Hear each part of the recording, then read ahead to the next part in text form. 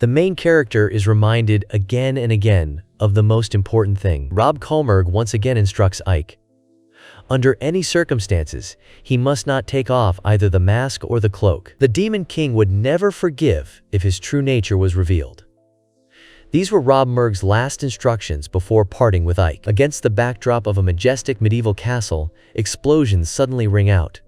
Shells hit the walls, scattering stone fragments. A crowd of monsters roars in front of the main gate, proclaiming that the entrance has been breached and it is time to kill every last one of them. The orcs waste no time in rushing into battle, easily destroying the guards.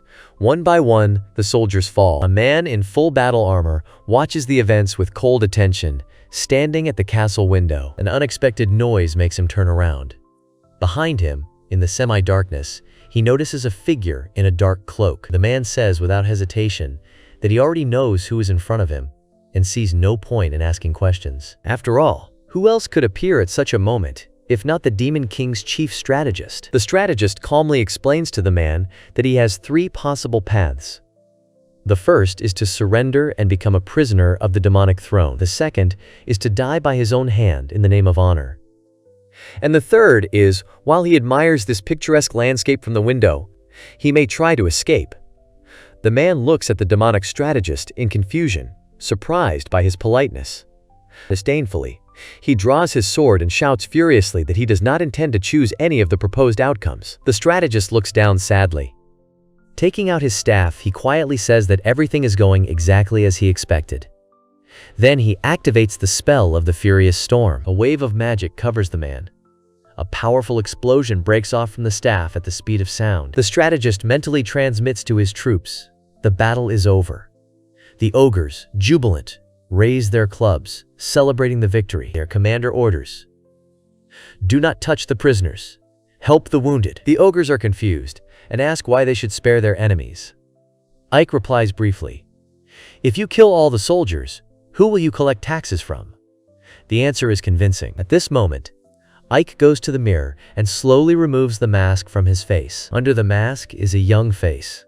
A young man with a tired look looks at his reflection, full of sadness. His name is Ike. He doesn't know where to begin his story, but he was once an ordinary Japanese citizen. Moreover, he remembers his past life thanks to reincarnation.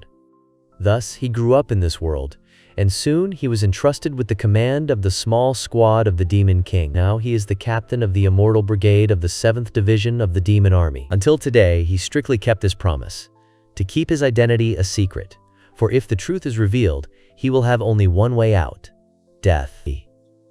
Even this room is hidden under a powerful magical barrier. No one can enter here without his express permission. However, if someone hid in advance, Ike suddenly notices a child under the table.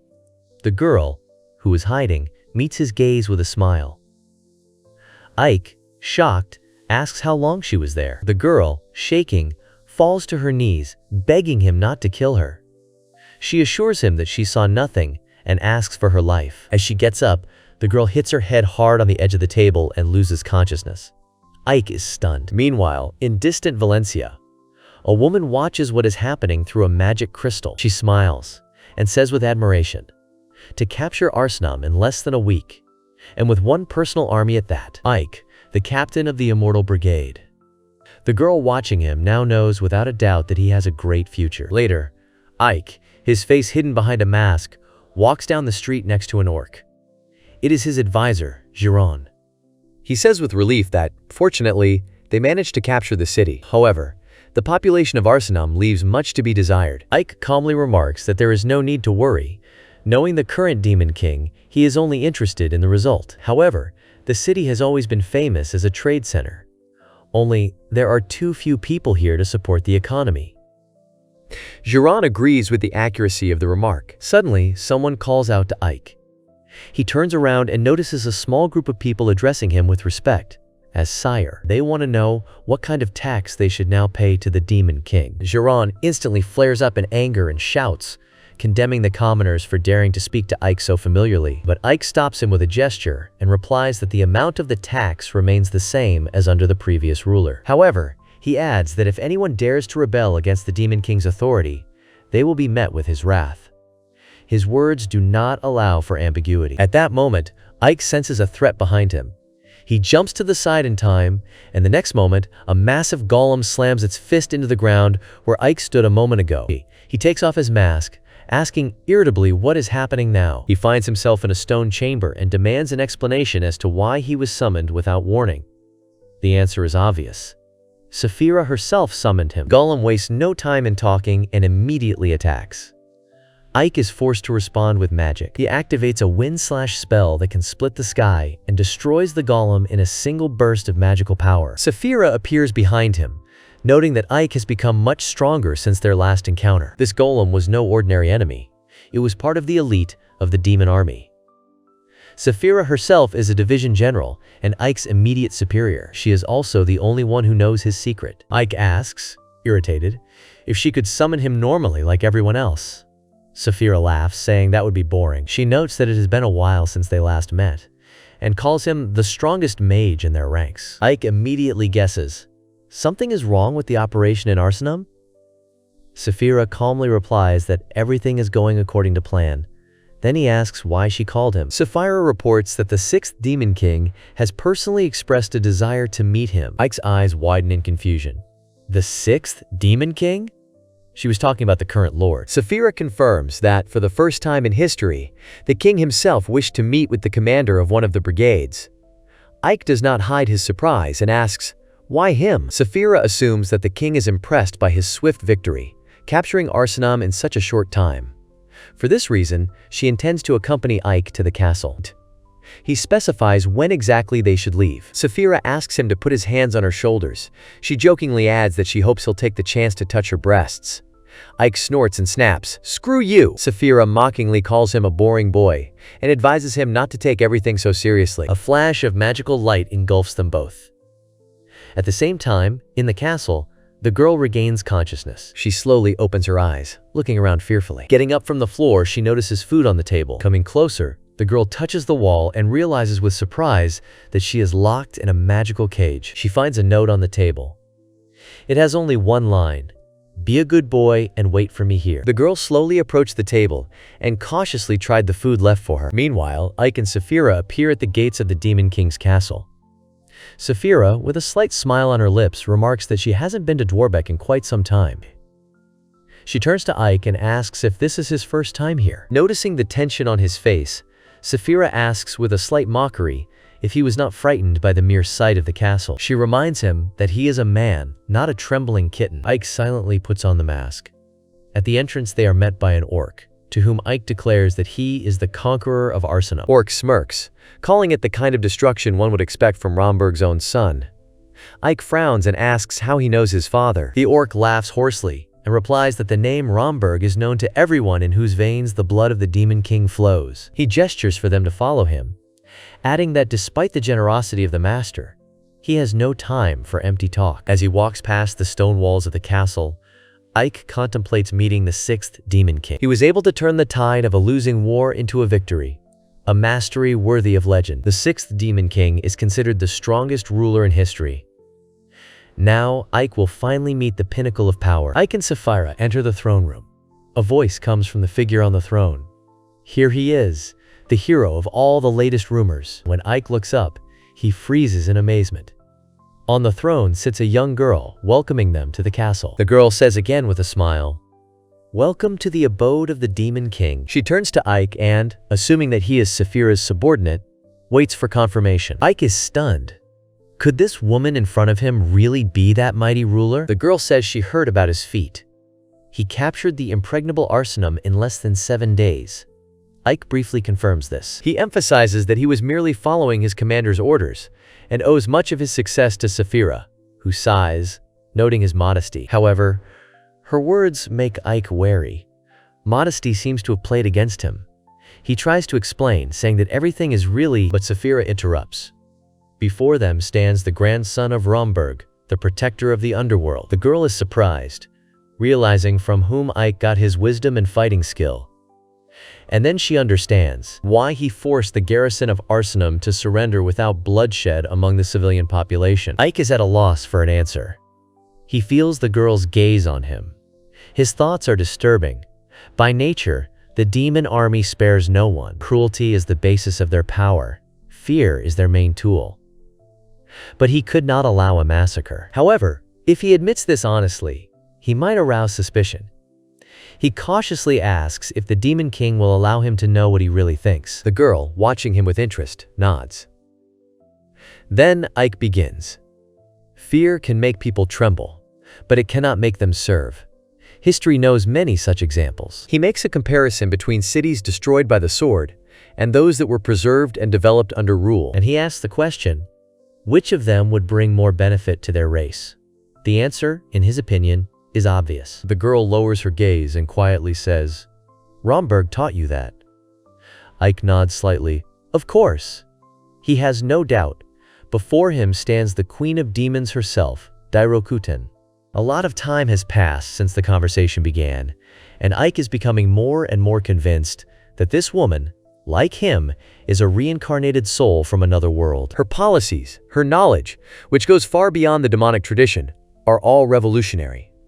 In addition to this, she has a rare charisma. The name Dairokuten, translated from Japanese, means Demon King of the Seven Heavens. And every Japanese person knows who owned this title, a name familiar to everyone from birth. Dairokuten descends from the throne and slowly approaches Ike. Looking into his eyes, she says, You are not like other demons. Before she leaves, she adds that next time she would like to see his face without the mask. Ike doesn't know what to say. Later, as Ike leaves the throne room, Dairokuten says to his back, I have high hopes for you. Don't disappoint me. Ike and Saphira are left alone in the echoing corridor of the palace. Ike takes off his mask and, breathing heavily, says, I feel like I'm going to die now. Saphira smirks. That's not like you. Ike replies that he may be calm on the outside, but inside he's much more fragile. He's amazed that the queen even figured out his mask. Saphira says, Be grateful she didn't realize you were a human. She adds mockingly, Besides, she rewarded you with her personal presence. Ike is surprised. Rewarded? Well, maybe it's not a reward, Saphira shrugs. But by her standards, it's torture, I suppose. Ike looks at her, dumbfounded. Soon, Ike arrives with his brigade and Ivalis. He stands in the center of the city square, surrounded by his soldiers. Giron approaches and bows politely, saying, This may not be the right moment, but congratulations on your appointment. You are now the ruler of Ivalis. Ike freezes, unable to utter a word. He is in shock. He has been handed an entire city. Saphira shrugs. You shouldn't be so surprised. Didn't you take Arsenum with ease? Ike objects. If so, why Ivalis?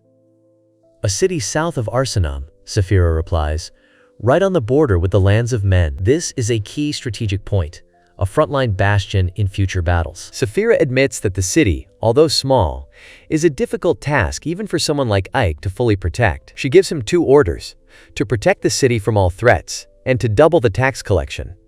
Ike is shocked. Double the tax? During a war? Saphira calmly replies, If you insist, you can triple it. Ike rolls his eyes and turns to the warriors. This is Ivalis, the southern border. This is where the human attacks are directed. No wonder the city was constantly raided. He gives the order to first restore the city gates in order to be ready for future assaults. Ike demands that engineers and workers be gathered from the remaining citizens. He asks them, How long will the restoration take? Giron replies with concern in his voice. With current resources, perhaps 6 months. Ike frowns. It's too long. If the enemy attacks before then, the city will fall. He begins to hesitate. Maybe he should leave everything as it is? The restoration will take too long, and while it is in progress, Ivalis will remain vulnerable. Ike is sure that it cannot be otherwise. This will be a key direction in the coming conflict, and therefore they must be prepared. However, there must be an alternative solution. All they need now is time and manpower. Ike tells Giron that they only have 1 month. During this time, it is necessary to prepare everything down to the smallest detail. Giron objects, saying that it is simply unrealistic to complete all the work in a month. Ike agrees, admitting that it is difficult to achieve. They won't be able to meet the deadline if they rely solely on people. Giron is shocked. He hides in the dense bushes and watches what is happening in amazement, not believing his eyes. A picture appears before him. The gates to Ivalis have been completely restored. He is shocked. Not long ago, they were destroyed to the ground. This urgently needs to be conveyed to the command. People, exhausted and weak, continue to carry heavy building materials. Orcs also work alongside them. All of them, shoulder to shoulder, are rebuilding the destroyed gates. Jiran watches everything from above, from the hillock. He thinks about humans and demons working together. He has never seen anything like it in his life. Mr. Ike managed to impress him again. Working in 8-hour shifts, they can provide around-the-clock recovery. In addition, Orcs receive a reward for their efforts, which significantly increases their motivation. Jiran is aware of what is happening. Ike is a true strategist. Now it becomes clear why he is called the right hand of the Demon Lord. And even if Jiran cannot boast of intelligence, he is quite smart enough to understand that his fate is now in the hands of Hake. This is definitely the person he is ready to follow to the end. Without Ike, he would never have become what he is today. Jiran is convinced that Mr. Ike could very well become the next Demon Lord. At this moment, Ike stands, looking at the girl lying on the floor. She lies motionless. The corners of her mouth are dirty. Ike stares at her, wondering what's going on. Why did she end up here, looking like this? He glances at his plate and thinks whether she has fallen asleep from overeating. He is surprised by how peacefully she sleeps in such an environment. Suddenly, the girl moves slightly and opens one eye. She anxiously asks where she is. She remembers how she was taken away from Arsenal. Ike calmly explains that this is Ivalis, a small town south of Arsenal. The girl is overcome with fear, no less than from the sudden appearance of Ike himself. The girl falls to the floor, begging Ike for mercy. She is ready to fulfill any of his wishes, if only he would spare her life. Her voice trembles as she repeats her request. To spare her, she pays with tears, saying that she is not ready to die. Ike reassures her that he is not going to kill her. Ike tells the girl not to move, as it could be dangerous. He takes out a dagger and carefully cuts the rope that bound her hands. The girl is confused, not understanding what is happening. Ike explains that she apparently couldn't get out and was transported here. He adds that he is not in the mood for killing at the moment. He asks what her name is. The girl replies that her name is 13. Ike repeats the name in surprise, noting its strangeness. The girl explains that all slaves receive numbers for identification. Her mother gave her the name 13. Ike doesn't know how to react to this. He steps aside and remarks that now is not the time for conversation. She has already realized that he is a human being and he cannot just let her go. The girl, sitting on her knees, assures Ike that he does not need to worry. She swears that she saw nothing and will keep everything related to him a secret for the rest of her days. Ike agrees that he believes her. In exchange, he offers her to become his personal maid. She hesitated, unsure how to respond to this proposal. Ike clarified that she could not refuse. No matter how unpleasant it was, there was no point in resisting. The girl exclaims that from now on she will obey Ike. He is amazed by her determination, but soon replies that they should make a contract. At this time, fierce battles are taking place in Rosalia. The sounds of explosions are heard throughout the city. Orcs fight with soldiers. The city is in the midst of a fierce battle, with fire and explosions everywhere. The Orc informs the Demon Queen that things are going well in their war with Rosalia, but Rosalia plans to switch roles. The Orc heard that they intend to form an alliance with neighboring kingdoms. The Demon Queen replies that these people are still waiting to be cornered so they can learn to fight. She smiles and adds that now it's his turn to act. In the square in Rosalia, someone is calling loudly for people to gather. He promises that they have lots of tasty treats, and everyone will get some if they only bring a few coins. If someone guesses which cup the ball is hidden in, they will get twice as much as they bet. The host asks who will show him the ball. The girl points to one of the cups, stating that the ball is here. The man notices her courage and asks how much she is willing to bet. The girl replies that she has no money, but the man replies that if she has no money, there is no need to worry. He begins to study the girl carefully, his gaze becoming insistent. The man says that if she doesn't put money in, other things might work. He picks up one of the cups and prepares to lift it. But at that moment, all the cups suddenly rise into the air.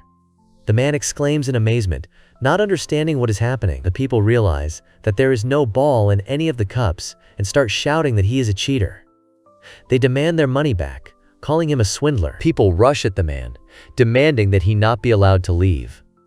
They are going to demonstrate to him the consequences of his deception. Says Ike, holding his cups in the air, watches the scene silently from behind the crowd. He grabs the girl called 13 by the shoulder and drags her away, noticing what kind of servant she is, who abandoned her master and wandered aimlessly. In shock, 13 turns to Ike, Master? The girl apologizes, explaining that the city is so full of temptations that she couldn't resist. Then, 13 asks Ike why he's dressed like that. Says Ike replies that their goal is to obtain information about the enemy, which is why they do not wear normal clothes. Says Ike notices a group of soldiers and says that the rumors of an alliance are true. 13 asks what an alliance is. Says Ike explains that this is an old agreement between the kingdoms, in which they put aside their pride and unite when a real threat arises. 13 agrees that it all makes sense to her now. Ike adds that such a pact has been fulfilled 3 times in the past. Each time, the Demon King's army retreated to Dvorberg, on the eastern edge of the island. 13 asks if it will be the same this time. Ike, in turn, asks if she wants the Demon King's army to be defeated. The girl firmly replies that no, she does not want that. Suddenly, someone shouts at them, "Stop!" Says Ike and 13 turn around. It's an old con man, asking 13 if she was the one who offered to help with the cups earlier. There's a large man standing next to him. 13 says she did it because he cheated. The man yells at her to shut up and adds that now it's time for him to get his money back. The man says that now she will have to pay with both money and her body. Ike notices that there is no one around. This is a good moment. Says Ike activates the Ouroboros staff in low mode. The man, seeing this, asks in confusion what is happening. Then he is interrupted by another man who says that his feet have started to freeze. The swindler turns his head in horror and realizes that it is an ice spear. Ice shards start spinning in the air around him. Ike comes closer and says he has some questions. The man yells at Ike to stay back. At that moment, one of the shards hits him in the shoulder, and he cries out in despair, "What is Ike doing?" Another fragment approaches the man's face. He, realizing that it was his mistake, says that everything is clear now. Ike asks what the army is doing in this city, since they are clearly busy. The man replies that he does not know their plans. Says Ike doesn't believe him and asks if it's true. One of the shards hovers in front of his eyes, and the man admits that he remembers everything now. He heard that Rosalia's army intends to take revenge on the Demon King's army. Ike is shocked. He realizes that this explains a lot. Even before the alliance was formed, Rosalia declared that this would be their kingdom. If they made the first move, they would gain significant advantages and power in the Royal Assembly, both during and after the war. However, if they fail, the kingdom of Rosalia will disappear. Ike asks where the battle will take place. The man wonders if that hasn't been decided yet. The battle will be in Ivalis, the man replies. He says he heard that the gates of that city were destroyed, and the defenses were so weak that it was laughable. At this time, the army approaches Ivalis. The city gates are in place. Soldiers march in formation, preparing for battle. They are adjusting the guns. They are commanded by a horseman in full armor. The scouts watch the city and report that no sounds are heard here, and no guards are visible. However, they are determined to repair this old gate. The commander orders the guns to be prepared. At his signal, the order, "Fire!" is heard.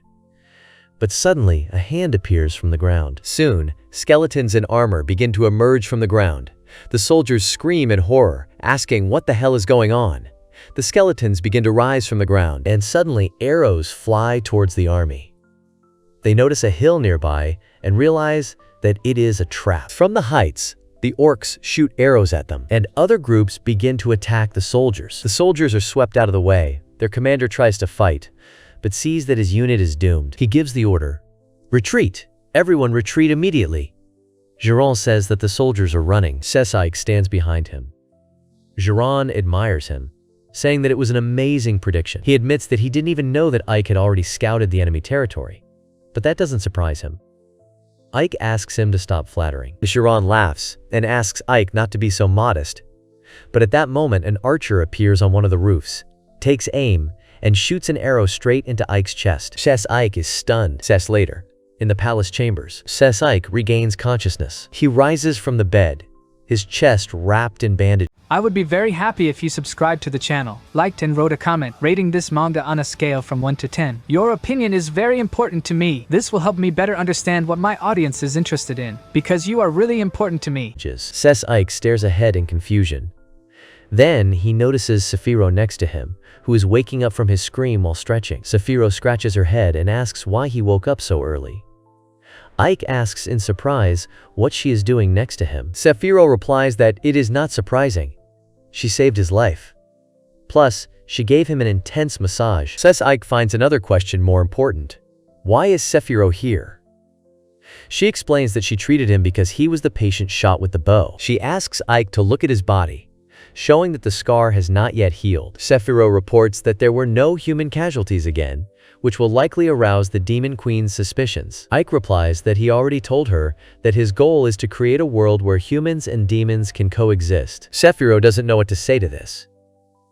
She puts on her hat and says that Ike should stay in his chambers and be quiet, since despite her treatment, he is still human. Sephiroth disappears.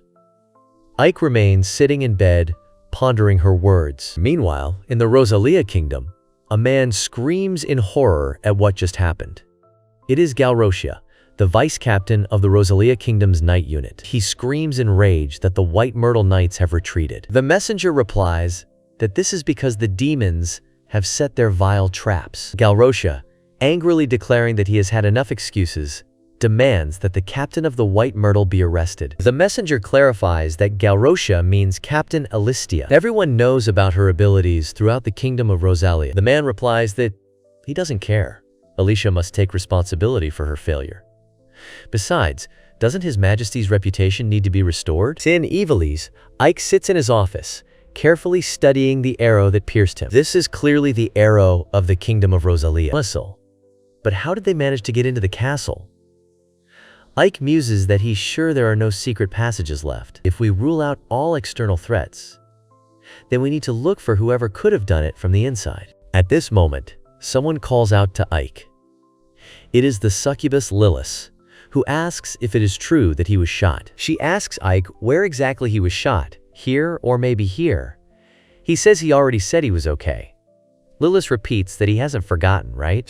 Lilith reminds Ike that he agreed to accept her virginity as an offering, so he should try to avoid serious wounds in the future. Here 13 reminds Ike that it's time for lunch. Lilith asks who it is.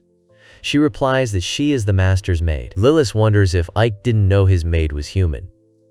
Ike asks if that's a problem. Lilith yells that he let such an ugly girl be his maid. Why didn't he give the job to her? 13 gets irritated by such words. 13 apologizes for interrupting the conversation, but her master has to drink tea. Lilith yells at 13, how dare she flirt with Ike? 13 replies that how could she do that? If she's so ugly, how could she even do that? Lilith angrily yells at her to shut up. Chiron yells at them to stop talking nonsense in front of Ike. One of them tells Chiron to shut up, you ugly orc. Ike tells Chiron that he is not that ugly and he should not pay attention to these words. Chiron thanks his sire. Chiron asks if there is anything bothering Ike. Ike replies that he wants to visit the captain of the White Myrtle. There are a few things he needs to clear up. Ike walks through the forest. He approaches a large prison building. Ike muses that it seems that White Myrtle Captain Alysia is imprisoned. A few days ago, he walked with Chiron down the hallway and asked him about the prison. Chiron informed him that it was punishment for her failure. Ike is silent, then decides he'll go and sort things out himself. Chiron asks if he's going to go straight to Rosalia's prison. Then maybe he should. Ike says no. Chiron should stay here and run the city. Chiron counters that he can't let Ike go alone. Lilith hears this and approaches Ike in the forest and asks if he wants to go alone. Lilith suggests that they go together. Ike replies that he can manage on his own. Lilith counters that traveling alone is boring. It's always more fun with two. Ike replies that she should keep quiet if she decides to go with him. Lilith reports that they are already there, and in front of them is Rosalia's prison. She asks if the White Myrtle captain is inside the building, correct? Ike confirms that he is. There doesn't seem to be much security here. Lilith says she can handle them herself. Ike warns that he wants to avoid unnecessary conflicts, so she should be careful. Later, standing in front of the prison entrance, Lilith states that she quietly dealt with the guards, as Ike requested. The two of them stepped into the prison building. Ike looked around and noticed that the place was much larger than he expected. This could take just as long. Lilith confidently told Ike that he had nothing to worry about. Suddenly, she lunges at one of the guards, and a moment later tells Ike that the guard said that the person they are looking for is on the top floor. Soon, Other soldiers began shouting, "Intruders! Alert!" Sace Lilith noted with a smile that it seemed they had been spotted. The soldiers were running towards them. She added to Ike that he could leave the guard to her and move on. Ike, without changing his resolve, repeated his request to avoid senseless violence. Lilith, with a slight smile, replied, "Of course! Of course!" Ike stepped aside, as loud and shrill cries of soldiers came from the battlefield. He climbed higher and higher through the dark corridors of the prison and finally inserted one of the keys into the lock, opening the gate. Entering the cell, Ike found it empty. He stood there in confusion, certain that this was the room. At that moment, there was a creak from behind. Alysia attacked him. Ike quickly drew his staff and engaged in combat with Alysia. Finally, he pinned her to the floor with one hand, holding her down. Alysia, with undisguised curiosity, asked him what the demon was doing in her cell. Ike replied that he was there to mock the humiliated captain a little. His eyes reflected shock. He did not expect that. Alysia will turn out to be a girl, Alysia added, lowering her voice. That it made no sense for a demon to go all the way to save her. Ike, choosing his words, replied that there was something in her behavior that he wanted to check. During the last battle, it was Alysia who sent assassins to Ivalis' castle to kill him. Alysia was silent, taking a step, then another. She came close to Ike and, looking into his eyes, asked, "Are you really a demon?" Ike froze, shocked by her question. He asked her in bewilderment what she meant. At that moment, a cry rang out that he had been found. He was in Alyssa's room. The soldiers had to hurry to seize him. Ike's gaze followed the moving soldiers below. Alysia seemed to be thinking out loud, stating that maybe Ike was human too. He looked at her in amazement. She asked him again if he was really human. The soldiers were getting close. Alysia grabbed a shard of glass, held it to his throat, and demanded that Ike not move. Ike, without losing his cool, replied that perhaps she herself should not move. He activated hyper-perception. Alysia was in a state of shock, unable to move. The soldiers were shouting at Ike to stay still and not think he could get away after what he had done. Ike, using his power, cast the Windbreaker spell against the soldiers. The soldier was thrown aside. At that moment, a huge warrior with a sword appeared behind Ike, swinging a heavy mace at him. Ike, sensing the approaching threat, called upon his dark power. He immediately used the spell Rift against the giant. The huge warrior, struck by magic, fell to the floor with a loud cry. Alysia, who had been standing motionless at the edge of the path, suddenly lost her balance and fell, still in the same position.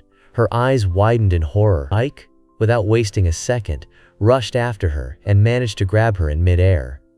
Alysia was shocked and looked at her savior. Ike landed on the floor with Alysia, but immediately let go of her. Alysia, dumbfounded, asked what he had done to her. Ike, smiling slightly, replied that, by the way, he had never introduced himself. He said with a slight irony that his name was Ike. He was the captain of the Immortal Brigade of the 7th Division of the Demon Lord Army, and he added that he was not a man. Alysia, grimacing, noticed that he said that he was a captain, but Ike didn't let her finish, pressing his hand against the wall next to her. Alysia, shaking, asked what he wanted. Ike, without hesitation, asked her again, was it she who tried to kill him? Alysia, after a short pause, admitted, yes, it was true. So what? It was all for the sake of victory. Lilith ran up to them and shouted indignantly at Ike, asking what they were doing here. How could he flirt with this woman when he had her? Lilith, with a twinkle in her eye, added that if he was into Kabadon, she was ready. Kabadon was a romantic gesture where a man forcibly pins a woman against a wall. Ike, with a straight face, told Alysia that perhaps they should end the conversation. Alysia stopped him, asking with slight confusion, "You're just going to leave? You're not going to kill me?" Ike smiled and replied that he was not the type to do such things. Alysia could rest easy. Moreover, it did not seem like she knew much about such things. Alysia asked him, puzzled, what he was talking about. Ike, with the same calm, replied that he had already read her memory.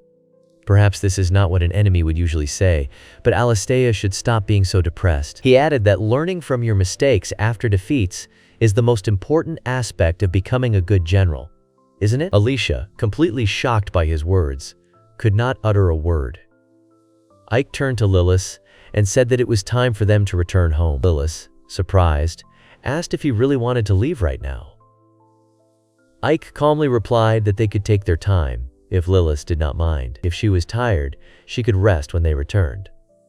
Lilith, shaking her head, replied that she did not mean that, and Ike knew it very well. Alysia was left in complete shock from this meeting.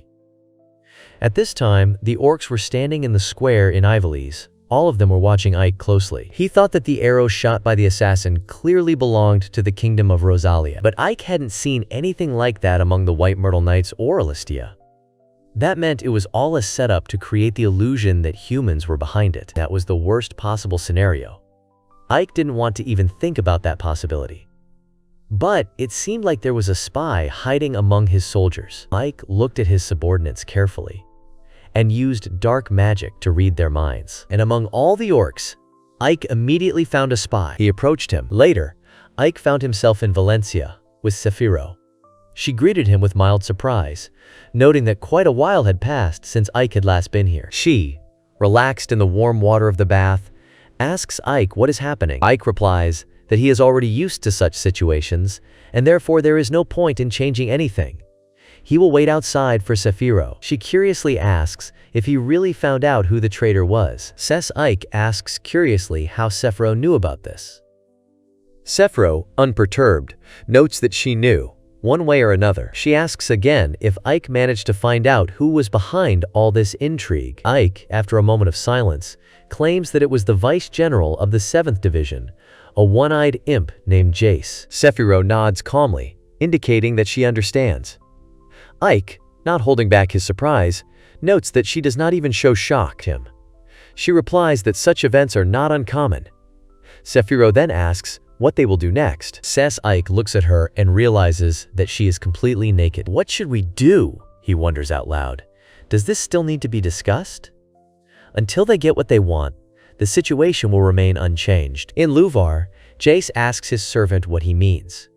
Ike is still in his place as general, and against all odds, he is alive after being fatally wounded by an arrow. Jace, holding back his alarm, asks if everything is done properly. The servant, hesitantly, replies that he is certain the arrow went through Ike's chest. However, another servant, confused, tells Jace that they have been unable to contact their spy in the Immortal Brigade. Jace, frowning, asks again, what exactly did he just hear? Realizing that Ike has obviously learned something, Jace decides it is time to gather his forces. He does not intend to stop there. Then, one of the servants informs him that Ike is already here. Jace greets him with the words, "I can't believe you came unannounced." Ike replies with a slight chuckle that he just happened to be in the area and decided to stop by to say hello. Jace asks in disbelief how Ike dared to come all this way alone. Ike, without looking away, notices that many soldiers have gathered behind Jace. He asks with interest if there is a battle being prepared here.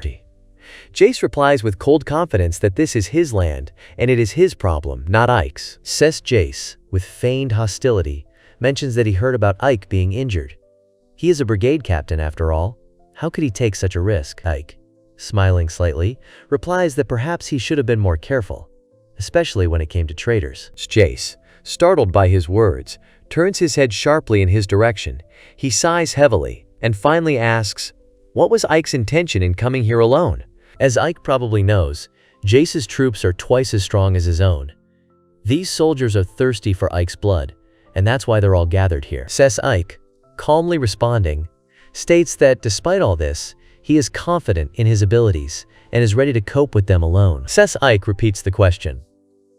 So all of Jace's troops are gathered here? At that moment, as if in response to his words, a powerful explosion is heard behind the soldiers. Jace asks in confusion what that was, and immediately after that, fiery blocks begin to fall from the sky. In horror, he exclaims, "It's impossible!" The city is engulfed in flames, and Sephiro watches the destruction. She seems to be thinking about something, and says that if she is not mistaken, Ike may still be there. However, she is confident that he will manage somehow. Sephiro, with cold calm, adds that from the depths of the void, a spark darker than the blackest light fell to the earth. This is the root of the apocalypse that will destroy the entire world. Sephiro decides to use the meteor strike spell. The next moment, a rain of meteorites falls on Jace's city, destroying streets, buildings, and killing Jace's soldiers. The city is subject to complete destruction. Sephiroth, seeing the devastating effects of her spell, smiles and confidently declares that it seems the time has come for a purge. She orders her soldiers to destroy every living soul and leave no witnesses. Her soldiers rush into battle, heading straight for Jace's forces. Jace, having climbed out from under the rubble, watches with a heavy gaze as his soldiers fall under the blows. Ike, standing behind him, says that Jace has two options. He can surrender right now, or else lose his arms and legs. Jace immediately orders his soldiers to speed up and destroy Ike.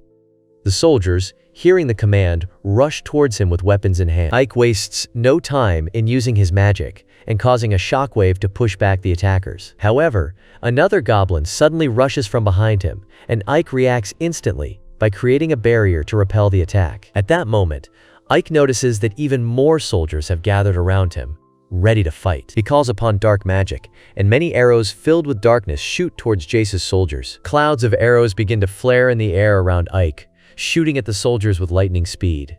Jace, hiding, watches in dismay as his troops are defeated. Realizing that his forces are no match, he leaves the battlefield, soaring into the air, furiously asking who dared to turn on him so mercilessly. Suddenly, a huge orc destroys one of the buildings next to Jace. Jace shouts in anger at him, "You bastard!" Jace decides to attack the orc, but looking at his powerful figure, he thinks that he is a real idiot. Suddenly, a cry comes from the fog. The Vice General is escaping. We need to find him immediately. Taking advantage of the chaos on the battlefield, Jace escapes the city. He jumps off the ramparts and lands on a hill near the ruined city. Jace, holding back his anger, says that he is retreating today, but there is a threat in his voice as he addresses Sephiroth. Our battle has only just begun. At that moment, a fireball shoots out of the trees next to Jace and crashes into the trunk. Jace, shocked, exclaims, "Who did this?" Ike, standing in front of him, asks coldly, "Didn't know that walking on the edge of a knife could end badly?" Jace, completely confused, asks Ike how he was able to find him. Ike replies that he expected this turn of events, which is why he attached a bug to his body from the very beginning. Jace realizes with horror that he does indeed have a bug on his back. In anger, he yells at Ike, "You sneaky bastard!" Ike, taking his time, says that resistance is futile and advises Jace to surrender. Jace, jumping up, replies that Ike is being too insolent to treat him, an army captain, this way. He lunges at Ike, declaring that he is the Vice General of the 7th Legion and is going to show Ike his place. Ike, calmly blocking Jace's attack with his spell, replies, "You can't even touch me with that attack." Jace sighs heavily, but before he can do anything, Ike hits him again with a powerful shockwave. Jace flies off to the side, smashing his body through a tree and coughing up blood. Ike approaches him and looks at his wounded body and says, "You're good at plotting, but your fighting skills are terrible." Jace, holding back the pain, wipes the blood from his lips and grits his teeth as he replies, "Shut up." Ike uses magic and binds Jace's hands and feet. Jace, feeling his powers slipping away, screams, "What the hell is this?" Ike coldly replies, "It's a shackle spell. It looks like you have no chance of escape now. This is the end," Ike concludes, looking at the captive with a victorious smile. Jace sighs heavily and admits, "Fine, I'll give in. It's only to be expected from the right hand of a demon lord." He looks at Ike and adds, "We were planning on getting you on our side. That's why I ordered the attack on the indestructible Arsenum. It was our attempt to offer you a deal." Jace, with a confident tone, says, "I invite you to join the demon lord's army that you control." Jace asks Ike to consider his offer carefully. He asks what, throughout the war with the humans, the demon lord has done for them. They are born proud demons, and their joy is not in enslaving and torturing humans. However, the demon lord gave orders not to kill innocents. Jace is sure that Ike is aware that some of the demons are unhappy with this decision. General Sephiroth is a person without ambition or competence. It does not seem that she aspires to become a demon lord. Jace continues, stating that this is why Ike should allow their powers to combine to change the demon army. He asks what Ike will say to this. Will he join Jace or not? Will he become their comrade? At this moment, Jace frees one hand from the shackles and moves to attack Ike. Sake uses hyperspace, and Jace stops, unable to move. He is shocked to realize that he cannot move. Ike says that Jace is trying to plan something. He asks if that means their power is still great. Jace laughs and says that who knows. Suddenly, Jace screams in pain as Sephiroth lands next to him and Ike. Sephiroth tells Jace that they will make him talk, even if it means turning his brain into miso soup. Ike greets his general. Says Jace is covered in blisters and screaming in pain. Sephiroth says she didn't even have time to do anything. Sephiroth orders Ike to step aside.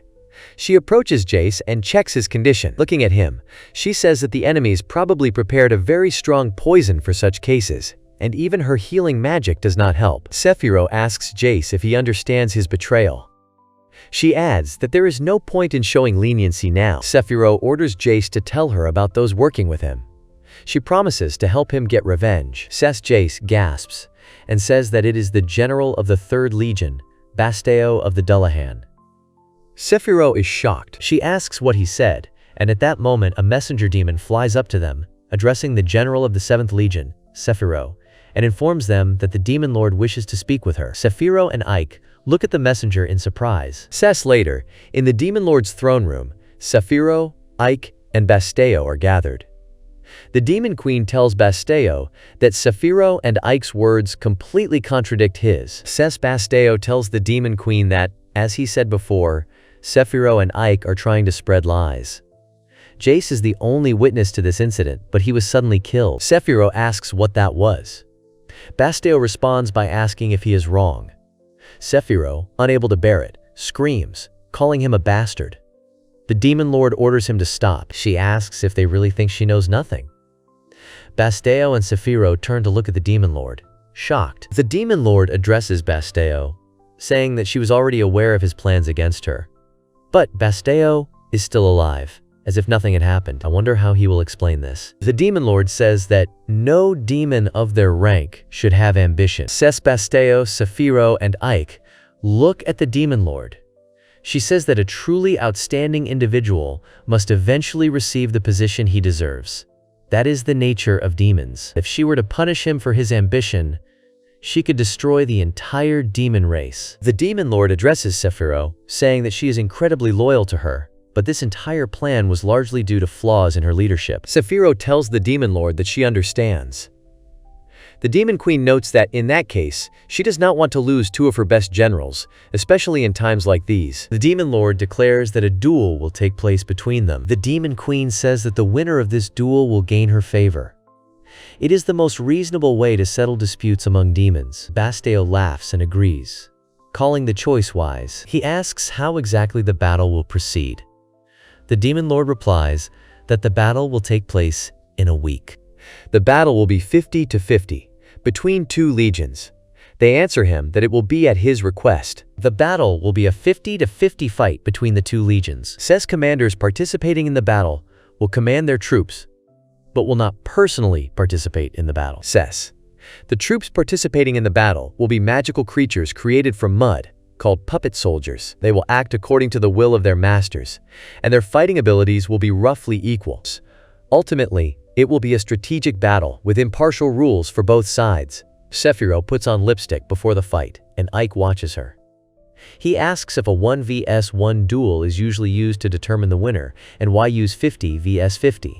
Sephiroth replies that the demon queen wants to test the leadership skills of their subordinates, like Ike. Sometimes the demon queen's thoughts can be a little eccentric. Sephiroth explains that in such battles, generals are not supposed to fight directly. Ike asks if this means Sephiroth can send a representative to fight in his place. Sephiroth confirms this with a smile. Ike says that in that case, Sephiroth will still be responsible for the outcome of the battles. He asks if it would not be better for her to lead the battle herself. Sephiroth replies that she originally intended to do so, but has now changed her mind. Sephiroth says that Ike should have realized long ago that she is a very cunning woman. Since they have known each other for a long time, Ike should have realized. Sephiroth only bets on the fight if he is sure of victory. In this battle, Ike will be the commander. Ike is shocked by these words. He asks Sephiroth what she is talking about. Sephiroth asks Ike not to tell her that he still doesn't understand. Sephiroth says that Ike's leadership skills have already surpassed hers. Ike replies that it is impossible. He has never even thought of going against her.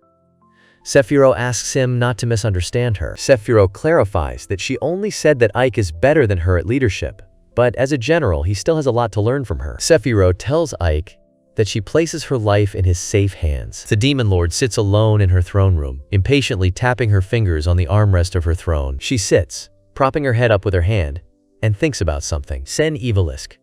Ike asks 13 if she knows the best way to win this battle. She replies that no, she doesn't know. Ike replies that it was to be expected.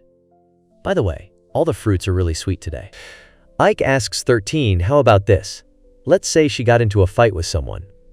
13 replies that she would never fight anyone. Ike explains that this is just an example. If she were in that situation, then she would have beaten that man with her broom. Although, it probably wouldn't have helped much. Ike talks about the broom and thinks about it. He realizes that this is actually a good answer. The basic combat strategy is to fight at a better distance from the enemy. Swords are better than daggers, spears are better than swords, and bows are better than spears. If he can attack from a distance where the enemy cannot reach him, he will gain an incredible advantage. Ike wonders if he should prepare bows and arrows for all his soldiers. But his opponent must have already thought of that. Ike says he needs something stronger than bows and arrows. 13 says she once heard Lord Arsenama say that these crossbows were amazing. Ike asks about the crossbows. He agrees that they are a pretty good choice, but he needs to find something much more effective. Ike decides that they need to make guns. He thinks of modern weapons, machine guns, and pistols. 13 asks what he said about guns. Ike confirms that he said guns. 13 says that she doesn't know what they are. But guns are really powerful. Ike says that they are much more powerful than she can imagine. Ike explains that they can be used to tear enemies to pieces from hundreds of meters away, even if they are wearing armor. A headshot guarantees the enemy's death. 13 says that it sounds like a terrifying weapon. She asks how they can create these guns. Ike confirms that it is indeed. He says that their dear general of the 7th Legion is a very outstanding alchemist. 13 asks if Sephiroth isn't a witch. Ike replies that it's her race, and her profession is an alchemist. He's pretty sure Sephiroth would say that there's nothing in this world that she can't do. Ike puts on a mask. Later, Sephiroth says that there are actually things in this world that she can't do. Sephiroth says that, by the way, those sunglasses Ike made for her are very nice. Ike asks if she doesn't always brag about how she can create anything. Sephiroth replies that she is not a goddess. She says she can't make anything. Incidentally, she's never seen or heard of what Ike calls guns. He explains that they're made of steel, and you put explosive powder and a steel bullet inside. Then you light the fuse, and the bullet flies out. Sephiroth pours water on Ike and asks if he could forget about it and relax a little. Meanwhile, in Avalon, Basteo is walking down the hallway of his castle with his servants. The servant tells Basteo that there are rumors that Ike is the captain of the Immortal Brigade and will be taking part in this battle. He suggests that their general is so afraid of them that she decided to send Ike as a replacement. Basteo replies that Sephiroth should not be underestimated. She is the general of the 7th Legion after all. He believes that she is up to something. Basteo and his servant come to the armory. Servant says that this is the dark sword that they just forged. All these swords are made from the teeth of the dark dragon and can cut through anything. Basteo replies that this sounds promising enough. The servant says that he will then begin mass production for their puppet soldiers. Basteo tells him that no, he will have to make much more. Another servant approaches them and tells Basteo that everything is ready. Soon, victory in this battle will belong to Basteo. Basteo laughs, saying that he is grateful for the opportunity. The Demon Lord may regret this decision later in hell. Ike wipes himself off and says that he can't believe Sephiroth still has the mood to have fun. What an overly positive woman she is.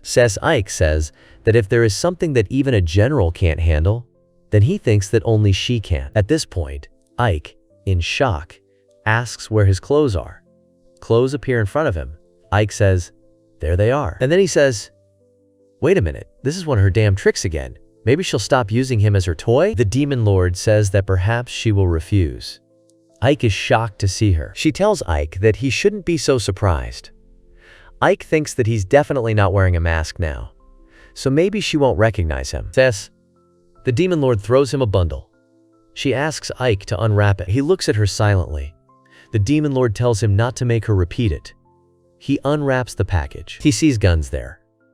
The demon lord asks Ike if that's what he was looking for, and asks if she's right to call Ike by name. He is shocked because he realized that the demon lord has learned the truth. Sake sits in shock and looks at the demon lord. She asks him what he was looking for, calling Ike by name. He is shocked because he realized that the demon lord has learned the truth. He changes his voice and asks, "Ike, where did this name come from?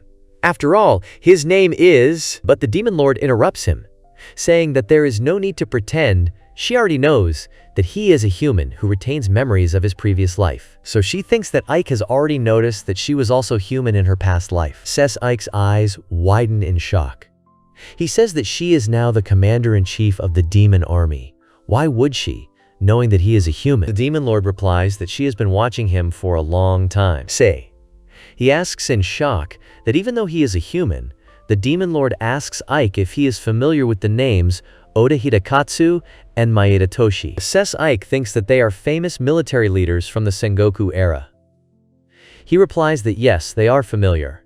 The demon lord says that she will be brief then. They, along with Akechi Mitsuhide and Takigawa Kazumasu, were her invaluable assistants. Thanks to them, she was able to gain control over the country, and in order to create a new world, she needs capable commanders who will fight for her. The demon lord tells Ike that she is confident that he will be of use to her. Later, Ike sits and examines the gun. He thinks about how the demon queen was Oda Nobunaga in her past life. She guessed that Ike would need guns. How perceptive she is. However, Ike still doesn't have gunpowder or bullets. Then Sephiroth creates a sphere and asks if this will fit. Ike says no. He needs something smaller so it will fit here. Sephiroth says that Ike would have said so right away. Sephiroth says that alchemy makes your skin dry, by the way. Ike thinks about dealing with the bullets for now. But what should he do with gunpowder? For gunpowder, they need carbon, sulfur, potassium nitrate. There is plenty of coal and sulfur here. But with potassium nitrate, or saltpeter, things are more complicated. Saltpeter is obtained through the natural genius of animal waste. But this takes 2 years. Then, Ike gets an idea and knows where he needs to go. Jiran takes Ike to the oldest toilet in Ivalis. He wants to ask Ike why he wants to go to this place. He thinks that this is what he needs. Later on the day of the duel at Vorburg Castle, many demons sit in the stands, ready to watch the battle. The demons are eager to see a bloody spectacle. Ike stands in the arena and listens to the roar of the crowd. The puppet soldiers stand ready to fight. The demon queen watches him from the balcony. Basteo enters the ring and asks Ike that his puppets will apparently fight on shields. He laughs. He asks Ike where Sephiroth is. She must have realized what was going on and decided to run away early. It's a sound conclusion. Basteo won't argue. He already knows how it will end. Ike watches the armor of the Basto soldiers and understands something. He says this armor was forged in Damascus. Damascus is the birthplace of the world's finest metal. Ike understands what that means. No matter what weapon Ike chose, it still wouldn't penetrate the armor of his fighters. And also, this armor was given to him by the demon queen herself. She wants Basteo to win. Ike is shocked and looks at the demon queen, wondering if she wants to even the odds. The orc announces that 50 warriors from each side will meet in battle. The one whose unit dies first will lose. And as already discussed, the loser will die today. The command is given to begin. Basteo gives his soldiers the order to attack. His soldiers attack Ike's soldiers with arrows, but they take cover behind their shields. But the arrows still overtake them. Basteo's soldiers go into direct melee combat with Ike's soldiers. Basteo shouts at them that their plan is not to attack, but only to defend. Come on, they should fight. Otherwise, he will die of boredom. Basteo laughs, and then one of his soldiers is pierced by a bullet. This is Soldier Ika firing a gun. Basteo is shocked. And then Hangak's soldiers begin to shoot Basteo's warriors with rifles. Basteo doesn't understand how this is possible. Ike commands his soldiers to fire in 2 ranks. Ike thinks that at first he wanted to line up the archers in 3 ranks, like they did at the Battle of Nagashimo, but they only have 10 archers, so this formation is more effective. Ike looks at the Demon King and thinks that she certainly remembers a strategy she developed herself. Basteo's soldiers were completely destroyed. He stood there dumbfounded, unable to believe what was happening, and repeated that this couldn't be happening. His puppets, the Demon Queen, in a calm voice, announced to Basteo that he had been defeated. He looks into the face of the Demon Queen. She explains that he now has 2 options: die with dignity, taking his own life, as befits a true warrior, or he may meet his death at her hand. Basteo laughs, replying that he will give the queen his own option. As befits a demon, his servant had already drawn the arrow onto the bowstring. He releases it towards the Demon Queen, but the Demon Queen catches the arrow in mid-air without any effort. And then she notices that something is tied to the arrow. At the same moment, a powerful explosion is heard. Ike, terrified, calls the Demon Queen by name. Explosions begin to sound all around. Basteo laughs, claiming that from now on, he will be the new Demon King. He continues to laugh, and Ike remains dumbfounded. Ike sits looking at the withered flower. He sits on the ground, arms crossed over his chest. Grandpa comes up to him and asks what he's doing. Ike replies that he's doing nothing. It's time to start his magic lesson. I would be very happy if you subscribed to the channel, liked and wrote a comment, rating this manga on a scale from 1 to 10. Your opinion is very important to me. This will help me better understand what my audience is interested in, because you are really important to me. Ike asks when they will start learning light magic. Grandpa replies that, as a demon, Ike should learn curses, not fill his head with light magic. At this time, a real massacre begins among the spectators of the fight between Basteo and Ike. Basteo's supporters receive orders to destroy those who resist. Basteo will create a new world. Ike watches in horror as the brutal carnage and explosions engulf the arena. Basteo laughs and says that Ike must have understood everything with one look. The demon army is now under his command. He invites Ike to join him before it's too late. Then Ike will become the general of the 7th Legion. Ike says that the offer is tempting, but he doesn't understand what Basteo has to do with it. He grabs the magic staff and declares that he will never become the Demon King. Basteo laughs and says that he thought Ike was smart, but it turns out he was wrong. He orders his servants to attack Ike, declaring that he is finished. Ike uses a shockwave spell, and then a dark spear. Ike easily defeats all opponents. But it surrounds him. More and more enemies.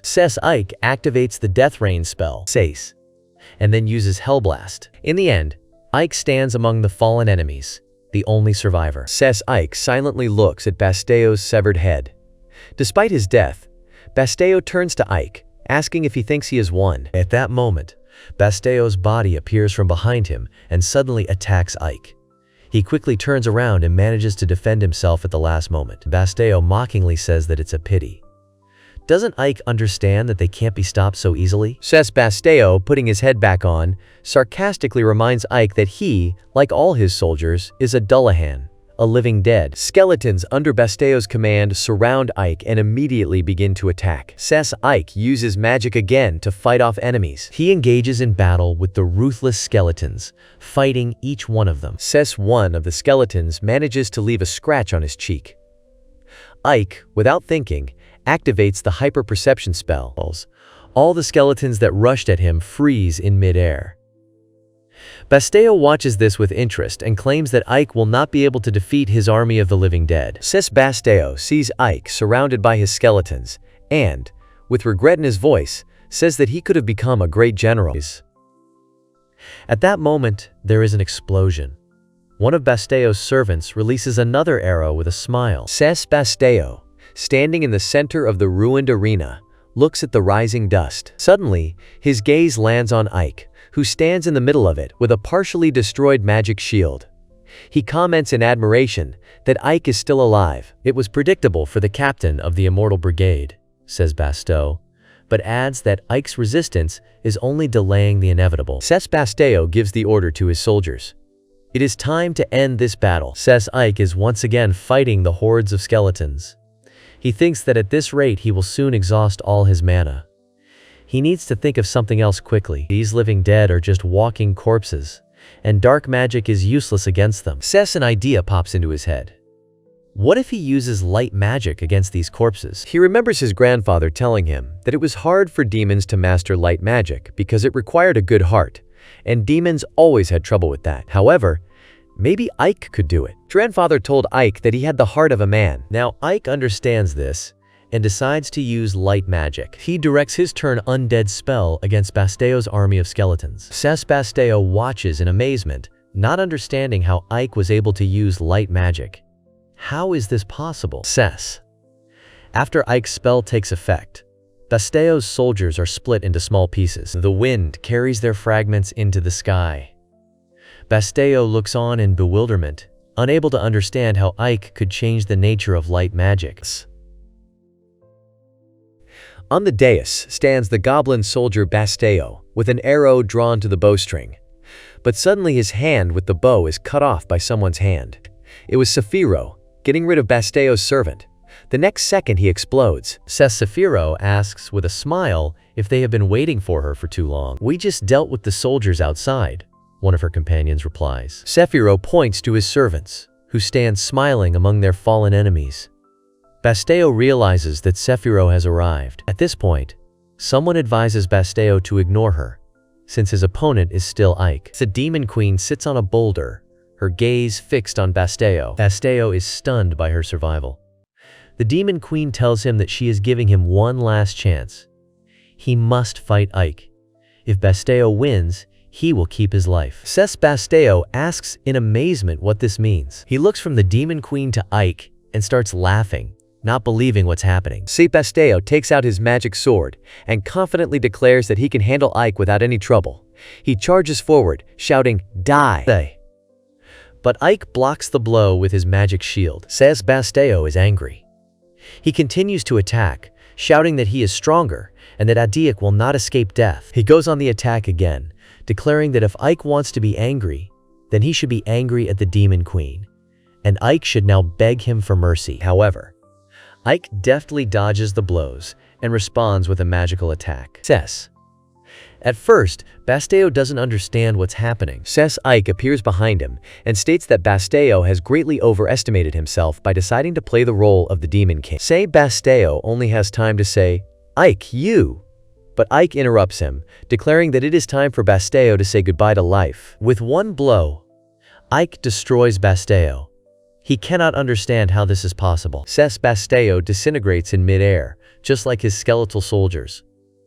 Only an empty helmet falls to the ground. Ike looks at it thoughtfully. Saphiro, approaching Ike, asks when he managed to master light magic. She also notes that everything went quite smoothly.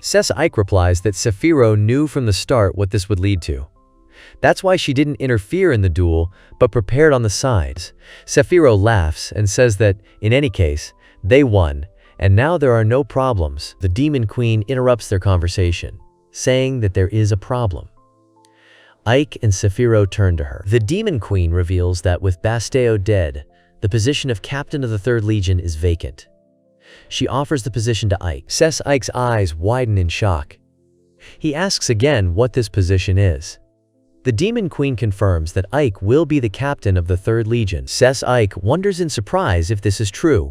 Ike sits on a dais and looks out over the city in front of him. The wind blows on him from all sides. 13 approaches Ike and asks what he is doing here. Ike does not turn to her.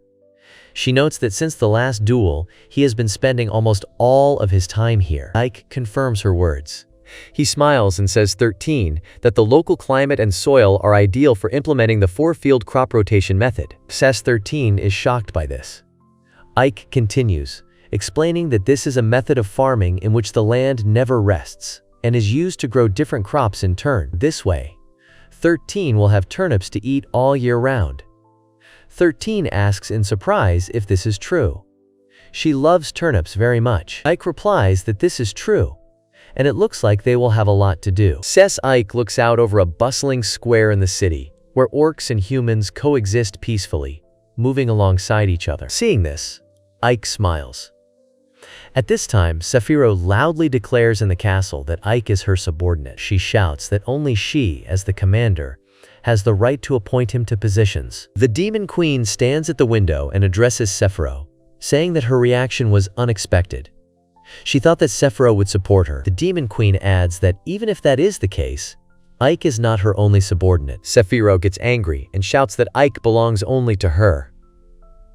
The Demon Queen thoughtfully replies that it is worth listening to what Ike himself has to say. Ike approaches them. The Demon Queen asks if he has made a decision. Ike is silent, and then begins to say that it seems that the city's residents have managed to get used to each other. Initially, his subordinates did not quite understand how to behave around people, but now they have gotten used to it, and an atmosphere of peace and calm reigns in the city. Ike adds that he already told Sephiroth that, but she tries to interrupt him, asking him to wait. However, Ike ignores this and continues, addressing the Demon Queen, that his goal is to establish peace between humans and demons. The Demon Queen remains silent, and Ike removes his mask.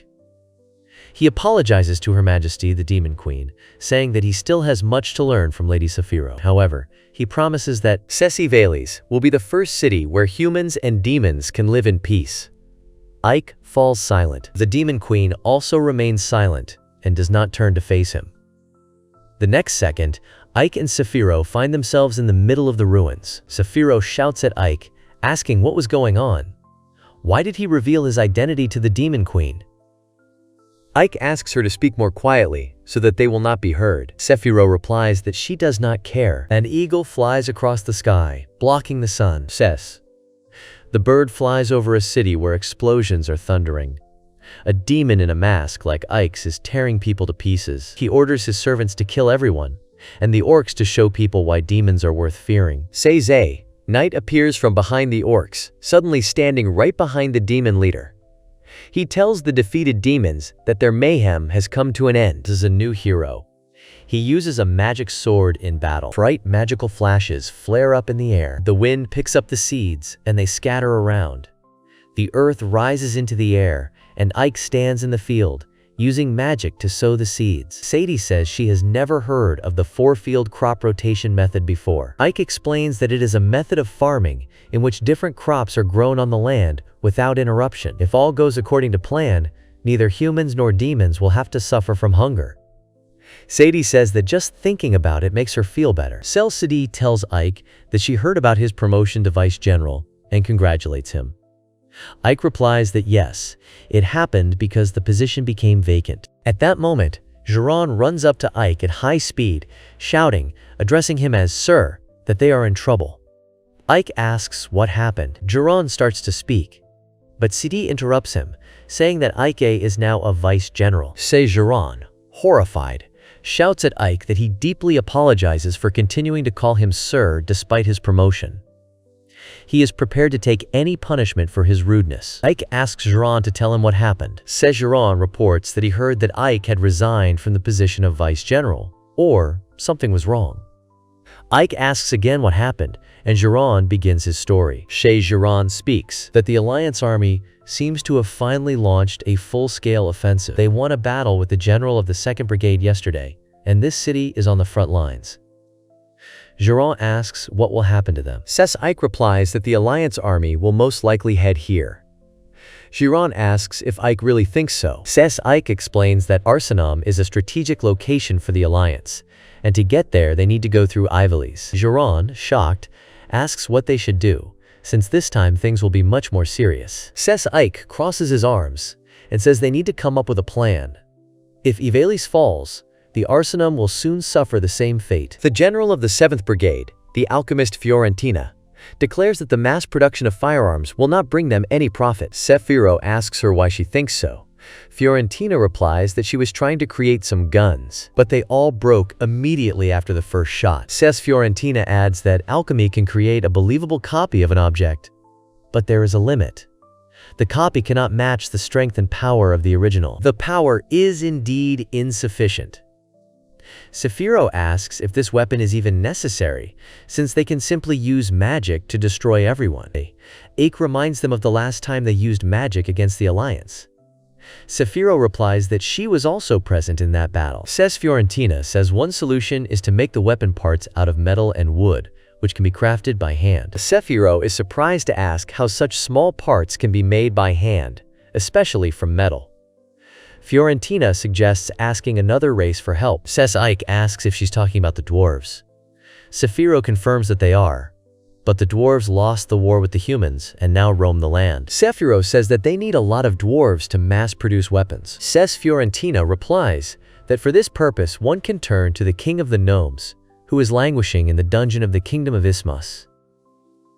His help would be extremely useful. The dwarf king sits in a dark cell, remembering his defeat, the destroyed city, and the bodies of his subjects. The man in armor says that it would have been worth listening to him right away. Then everything would have worked out. The king of the dwarves shouts for them to be quiet. He declares that the dwarves will never help the humans in their wars. The king of the dwarves shouts at the people to get out of here. The man smiles and throws the sword at the dwarf king's feet. He leans on the hilt of the sword and says that he hasn't realized how things are yet. The dwarf king has no choice. At this point, another dwarf calls out to the king, addressing him as his father. The dwarf king, naming his son Batson, shouts at the man that if he touches his son, he will be in trouble. The man replies that he is offering the king one last chance. He will spare their lives if the dwarves provide their assistance to the kingdom of Ismas. The king of the dwarves is sitting on the floor of his cell when he suddenly hears strange sounds. Approaching the bars, he sees that his guards are asleep. At that moment, someone calls out to him, saying that he has finally been found. It is Fiorentina, who appears before him and calls him. The king of the dwarves screams in horror, "Demon!" Fiorentina opens his cage with a key and tells him that he needs to follow her. The king of the dwarves does not understand why the demons are saving him and asks why they came. Fiorentina replies that it is time to go, and this is not the time to ask questions. Suddenly, he is overcome by a spell and loses consciousness, falling to the floor. The armored soldier asks what happened. Fiorentina replies that the king of the dwarves has become tiresome to her with his questions. The orc soldier says that in that case he will carry him. The orc peeks out from around the corner and announces that everything is clear and we can go. Fiorentina notices that there are very few guards and says that it is boring. The orc reminds her that they were told to steal the king quietly so that no one would notice them and asks her to be quiet. Fiorentina, meanwhile, notices a strange smell. The orc asks what it is, to which she replies that it smells like freaks. At this point, the guards notice them and shout that demons have entered here. The orc blames Fiorentina, saying that it was because of her that they were found. In response, Fiorentina attacks the soldiers. The orc reminds her that the vice-general told them not to engage in combat unless necessary. He promises to tell the vice-general everything. But then a soldier with a drawn sword rushes towards the orc, and the orc throws him aside with one hand, breaking through the wall. The orc is outraged that these people dare. Fiorentina laughs and notes that the orc just talked about not engaging in combat. The next moment, the orc and Fiorentina find themselves in a room full of soldiers. They are shocked that there are demons here and what demons are doing here. Fiorentina smiles and says that there are so many people here. It is so nice. The orc shouts at her to do something quickly. Fiorentina says that she knows. She knows. She uses the drain spell. She promised Ike that she would try not to kill anyone. Ike stands and looks at the soldiers in the square. The orc runs with the dwarf king on his shoulder and shouts to Fiorentina that there are so many soldiers here. She replies that the alliance is gathering an army and she is somehow hungry. The soldiers shout that the demons cannot be allowed to escape. Ike says, Orc and Fiorentina, that the two of them did a good job. Ike asks if everything went smoothly. They tell him that it did. And he, seeing the state of the Demon King, says that kings are not treated like that. Later, the Demon King comes to his senses. He gets up, and Ike asks him about the fact that he is already awake, calling him the King of the Gnomes, Gunther. Gunther asks Ike why he freed him. He wants to hear the answer. Ike shows Gunther the gun, hands it over, and asks him if he can make something like that. Gunther says that he has never seen such a weapon. It is an intricate design, with many small parts. However, anything can be done. It's only a matter of time. Ike starts to say that about this. Quote, Gunther interrupts him and asks why demons need such a weapon. Ike replies that he expected such a question. It's all for his dream. It's all for peace between humans and demons. Gunther asks Ike what he's talking about. Ike asks him to follow him. Ike takes Gunther out into the streets of the city, where orcs and humans live peacefully together. Gunther is shocked to see this, asking how this is possible. Ike says he wants humans and demons to live in peace. Gunther says how interesting that is. However, he doesn't understand. The humans used the dwarves as slaves and eventually destroyed their kingdom. Why would he help their people? Ike asks Gunther what if he promises to restore his kingdom. Gunther asks him what he means. Ike replies that if Gunther and the dwarves help them with mass production of weapons, he will offer the demon queen to restore the dwarven kingdom. Gunther shouts at Ike that he takes him for a fool. He's had enough of jokes. Ike replies that it's up to Gunther to decide whether it's a joke or not. Then someone calls Gunther. Ike takes him to the gnomes living in this city. And there is Batson, Gunther's son. He is shocked and does not understand where they are all from. Gunther is happy to see his son and tells Ike that he is ready to listen to his proposal. Ike asks if he will help them.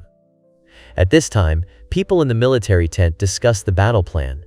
The man asks the others how many soldiers there are in Ivalis. They tell him that they counted about 500 soldiers.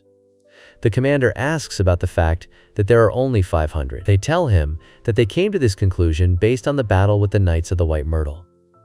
The commander asks about the number of soldiers in the army. They tell him that if you count the soldiers of the 12th detachment, it will be 12,000 soldiers. The commander laughs, saying that in that case it's time for them to hit the road. Blacksmiths work intently in a busy workshop, hammering heated metal on anvils amidst stone walls and wooden beams. The scene captures physical effort and skilled craftsmanship. A bearded man with long hair and a braid works intensely at a forge, hammering a glowing piece of metal. He wears gloves, an apron, and sturdy clothing, showing focus and skills. Sparks fly as he shapes the metal with force and precision. Gist: a skilled blacksmith forges metal with determined effort. Close-up of a skeletal figure wearing a hood with a stitched mouth and an eye patch. The figure then appears with a slight turn of the head, accompanied by a person standing behind. A wide shot shows a dark cave entrance in a rocky wall surrounded by foliage, with a horse standing nearby. Two figures stand at the entrance of a large cave. Sharp, jagged stalactites hang from the ceiling, casting shadows inside. Rocky terrain leads into the cave, opening under a bright sky outside. A rocky cave interior with jagged stalactites and uneven stone surfaces. One character speaks, identifying a natural mineral. Two goblin-like creatures prepare a weapon. One instructs to light the fuse. The other explains loading gunpowder and bullets. They focus on the weapon's readiness. Creature with a monstrous face and sharp teeth shouts aggressively. He announces that something shoots afterwards. Gist: creature warns about shooting next. A troll commander with a nose ring and sharp teeth speaks about repairing gates. The commander is identified as Gamos, leader of the 7th Legion's Troll Brigade. A character with a wolf-like face talks about Bayo, the commander of the Werewolf Brigade of the 7th Legion, mentioning his skill in solving problems. Fiorentina, the alchemist of the 7th Legion, states they have finished work on the bullets. She appears serious and focused in her expression. The scene introduces her role and current task completion. A large, muscular beast with tribal tattoos, wings, and clawed limbs crouches menacingly in a ruined library. He has a long white beard, wild hair, and pointed ears. The creature speaks, identifying as Mastakora Kushan, captain of the Fanged Beasts. An older man with a long beard and a serene expression tells another figure about maintaining subordination and mentions a promotion to vice general. A werewolf-like figure speaks in a room filled with bookshelves and framed pictures. The character asks how they should proceed. This scene focuses on decision-making in a scholarly setting. A character informs that Lady Sapphira reported over 10,000 soldiers in the enemy army. The scene shows a serious discussion about military numbers. A hooded figure stands at a podium in a grand room, explaining that they are in a disadvantageous position but could gather about 2,000 soldiers if all forces unite. The figure delivers a strategic statement about strength and numbers. A close-up of a character with a skeletal face and dark sunglasses shows him speaking about using a long-range attack. A horned, bearded creature wearing armor speaks to a cloaked figure in a room with a chandelier, discussing their goal to minimize losses and break the opponent's fighting spirit. Guards stand atop a stone fortress, watching a barren landscape with sparse vegetation. One guard announces that someone is approaching. The fortress is preparing for an incoming event. An immense army of soldiers clad in heavy armor stands tightly packed, each gripping a long spear with a halberd-like blade at the tip. Their helmets are reflective and feature face guards, creating a uniform and imposing appearance. Surrounding the army is a sparse field of grass, with a barely visible distant line of even more troops. A large army stands in formation on a rugged, open landscape with scattered vegetation. The text indicates a strategic movement involving a specific place called Ivalis and an assault on Arsena. The scene conveys impending military action and strategic planning. A group of 5 diverse characters gathers together.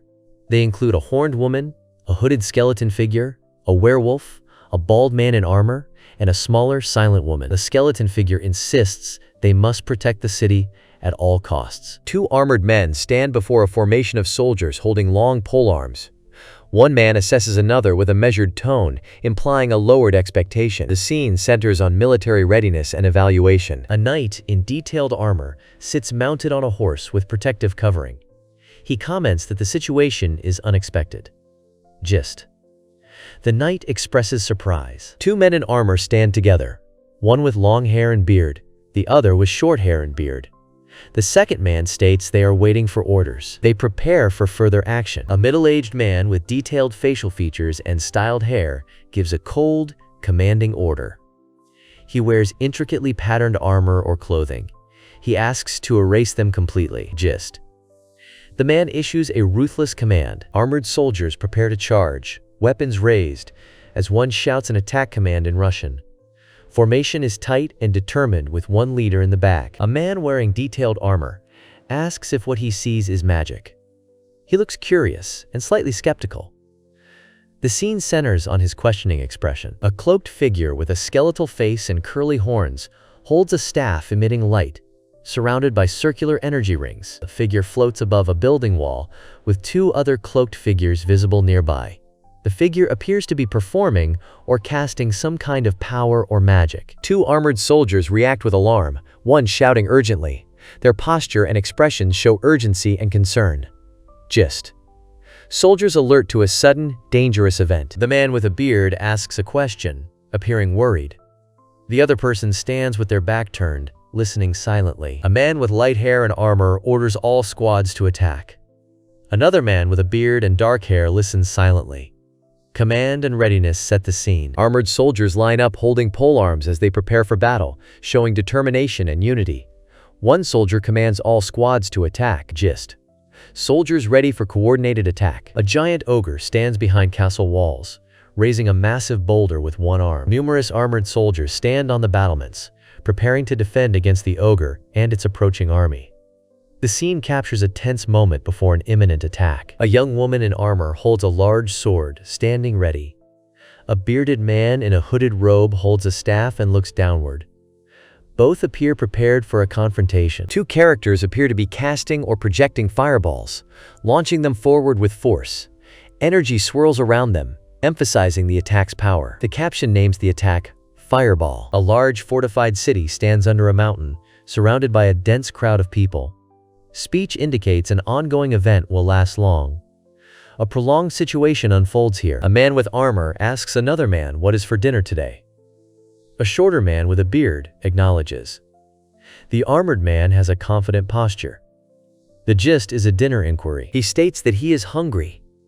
Man looks forward with a neutral expression, showing slight beard and short hair. Speech bubble contains his statement clearly. A man with short hair and a goatee looks calmly forward. He instructs to reload the catapult.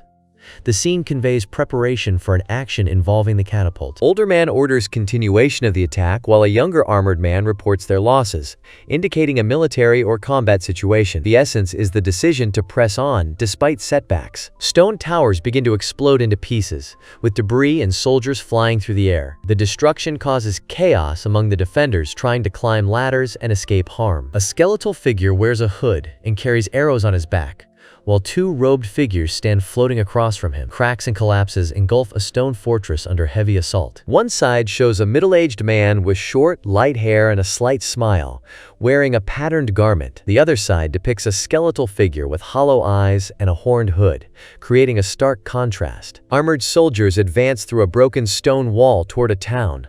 Large figures guard the entrance, standing ready for combat. A commanding voice calls all squads to attack. A lone figure stands near a large, monstrous creature, with multiple eyes and sharp claws in a dense, leaf-covered environment. The figure contemplates a trap set to lure them away from the battlefield. A forest setting shows a lone armored knight gripping a sword near a fallen creature with large horns. A mysterious, cloaked figure stands aside, observing silently from the shadows among the trees. The scene conveys a tense and watchful moment between them. A young man with short light hair looks ahead with a confident expression. He speaks softly, initiating a conversation. The scene suggests anticipation or revelation. A character wearing a large, decorated hat and a cloak looks forward with a calm expression. She asks if someone brought her here intentionally. The scene highlights her mysterious and composed demeanor. Two figures confront a large, monstrous creature in a dense forest. The creature questions if one figure lured it here. The scene captures tension amid thick foliage. A woman in dark, elaborate clothing stands in a forest, speaking to a young man who faces away from her. She expresses a desire to look at him once. She watches him with interest from behind. A character with long dark hair and a large hat speaks with a calm expression. A speech bubble asks if the other is the hero everyone talks about. The panel focuses closely on their face, highlighting the question and the character's demeanor. A young armored warrior turns with a calm expression as dark, sharp energy erupts behind him. His speech bubble suggests a casual farewell, contrasting the intense scene. This conveys a confident exit in a perilous situation. A close-up shows a woman wearing a hat with a confident expression. She addresses someone as overly self-assured for a human. She speaks with calm authority. A man in armor summons lightning, warning not to underestimate people. A woman in a large hat listens silently. The gist is a warning about underestimating others. Armored soldiers clash fiercely with monstrous ogres in a chaotic battlefield filled with arrows and destruction. The town burns in the background as explosions and violence dominate the scene. Orcs with menacing expressions surge forward through a breached gate in a fortified city. One leader commands to prevent them from entering the castle. The orcs carry weapons and shield themselves with crude gear. Numerous skeletons are gathered closely, with one prominently raising a speech bubble commanding to stop someone. The scene centers on the skull's hollow eyes and worn bones. A serious, alien-like figure with sharp teeth and large ears speaks about the confusion on the battlefield and the risk of hitting their own troops. He wears a formal jacket and tie. A muscular, anthropomorphic wolf crashes through a group of armored soldiers, his fierce momentum sending them flying. Blood spatters and debris fill the chaotic scene. The wolf dominates the battle with overwhelming strength. A close-up of a fierce anthropomorphic wolf shows sharp teeth and intense eyes. The wolf speaks a command, urging someone to follow. The scene emphasizes urgency and determination. A woman with horns and pointed ears stands confidently in front of a group of ogre-like creatures. Soldiers in armor with blindfolds move below a crumbling stone wall, while a figure watches from atop the ruins. Character uses Devil's Thorn's alchemy, conjuring thorn-like energy or objects from their hand. Soldiers clad in armor stand guard before a fortified wall. The wall appears reinforced with a dense array of spears or stakes, creating a formidable barrier. One soldier questions if the wall has been repaired. A group of large, armored warriors emerges from a broken wall, wielding chains and spiked weapons. One leads with a menacing posture. They express disgust and announce joining the fight. Several strong warriors stand on a stone wall overlooking a scene below. One of them questions what those beneath are constructing. The atmosphere suggests concern over an ongoing activity down below. A group of armed soldiers stand ready for action, focusing intently on their target. Their leader commands all squads to aim and prepare to attack. The moment is tense with anticipation. Soldiers man a battlement, firing toward an unseen enemy beyond a castle wall under a bright sky.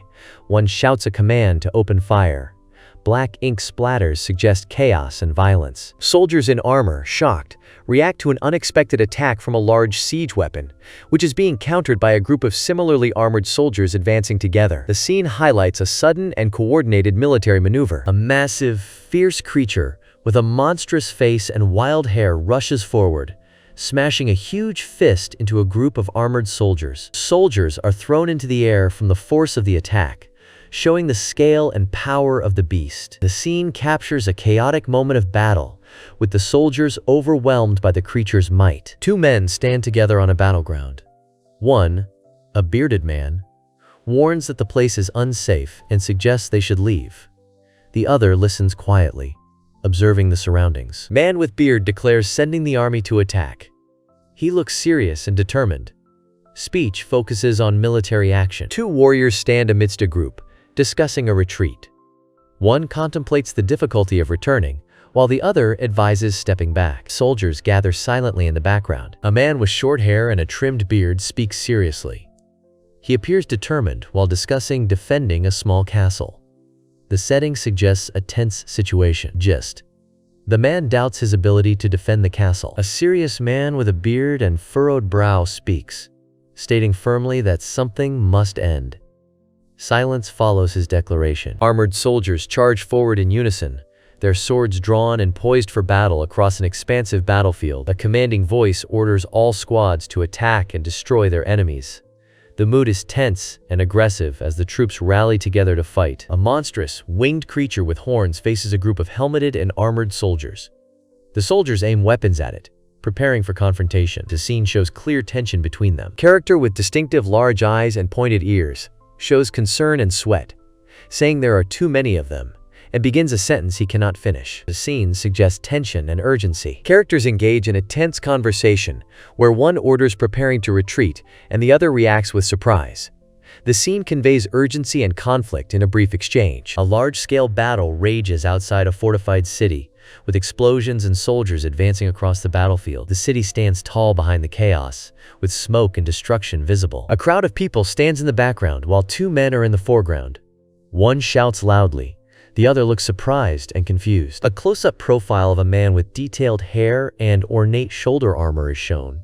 He appears to be questioning someone about leadership. The speech bubble asks if he is their commander. A close-up of a character with a skeletal face and dark eye sockets shows them delivering a statement about death ending a battle. A battlefield scene shows armored soldiers advancing behind a defensive wall. A close-up of a man's face reveals sharp eyes and a confident expression. He offers to spare the opponent if they retreat immediately. A cloaked figure stands silently in an empty area, face hidden in shadow. Nearby, a man with short hair and a light beard speaks with a slight smile. A person with braided hair listens silently while another kneels on one knee, clad in armor and a cape, questioning who will give the retreat order if they die. An older man with short hair and a goatee speaks two short phrases in Russian. His expression is serious, and the speech bubbles convey a brief exchange about having no choice. Two armored men stand side by side. The older man looks calm in detailed protective gear while the other, with long hair and a beard, snarls fiercely. Splattered dark ink or blood stains the scene, emphasizing tension and conflict. An old man with long hair and intense eyes asks if he is remembered. A group of armored soldiers stands behind a central figure, who declares vengeance for a past day. A man demands revenge for a previous event. Crowd surrounds two figures. One raises a war club aggressively, while another shouts sharply. A tense exchange unfolds as the man with the club confronts a horned adversary. One character, wearing a skull mask and hood, warns the other that he will die here or must retreat. The second character, showing determination and sweat, responds with defiance. Armored soldiers line up and prepare to move together. They shout an order to retreat simultaneously from both sides. The group coordination emphasizes a strategic withdrawal. Two armored men speak with cautious expressions. One starts a question, the other replies hesitantly. Their dialogue hints at sudden confusion or concern. A large, monstrous figure with a beard and horns taunts a group of armored soldiers. The soldiers face him, prepared but silent. The creature mocks them by asking if they will run away. A tall figure wearing a cloak and a skull mask stands prominently on a rocky surface. Another character with long hair and a beard dressed in layered clothing, stands behind him. The scene suggests a moment of confrontation or observation. An older man with long hair and a beard speaks to a hooded figure, expressing certainty that someone will return. The man warns that the other person will one day regret their choice. A hooded figure with a skeletal mask is addressed as Vice General by off-panel voices. Several characters, including a man in a trench coat and two women, run amidst a battlefield strewn with fallen bodies, shouting victory and calling out to Mr. Ike. The scene conveys a triumphant moment after a conflict. Ruins of a stone castle unfold beneath a cloudy sky. Speech bubbles indicate a character agrees to something, expecting to become stronger over time. The gist is acceptance of challenge for growth. A figure observes sharp spikes set in a forest clearing, commenting on the hero's nature. Two silhouettes walk through dense woods surrounded by plants, with words indicating the hero must continue to grow. The scene suggests a challenge for growth and perseverance. A woman with long dark hair wears a hat with a geometric pattern. She speaks with confidence, stating only one person in the world deserves her respect. A heavily spiked armored figure sits on the forest floor, bloodied and pierced by numerous spikes. The figure appears defeated and wounded, with blood streaming down the face and armor. One person asks another if they can tell them about zebras, while only the lower legs and hooves of animals are visible, suggesting an interaction focused on a specific topic. Two figures stand in a forest clearing surrounded by dense vegetation. One asks about a federation, and the other explains it as a federation of local towns. The scene illustrates a discussion about a federation in a natural setting. A girl listens to a man explaining that the city thrives on trade and also has developed agriculture and spice production. He adds that the Trade Federation plays a key role. A boy adjusts his scarf while a girl with short hair asks a question. They discuss the abundance of fruits and vegetables in a place. The boy confirms this with a simple gesture. A young man, smiling confidently, adjusts his cloak, while a surprised girl looks on behind him. They stand before a detailed map of a city filled with buildings and streets. He tells her that Zabonia has everything, not just certain people. A large medieval castle with several tall towers and ornate architecture is shown under a cloudy sky. A sign indicates the time setting as 1 week ago. A speech bubble suggests a character is sending someone to Zabonia. A person in a cloak asks why a certain place is targeted, standing in an elaborately decorated room with high bookshelves and ornate doors. A character in profile recounts an event, indicating another person repelled an attack from an alliance.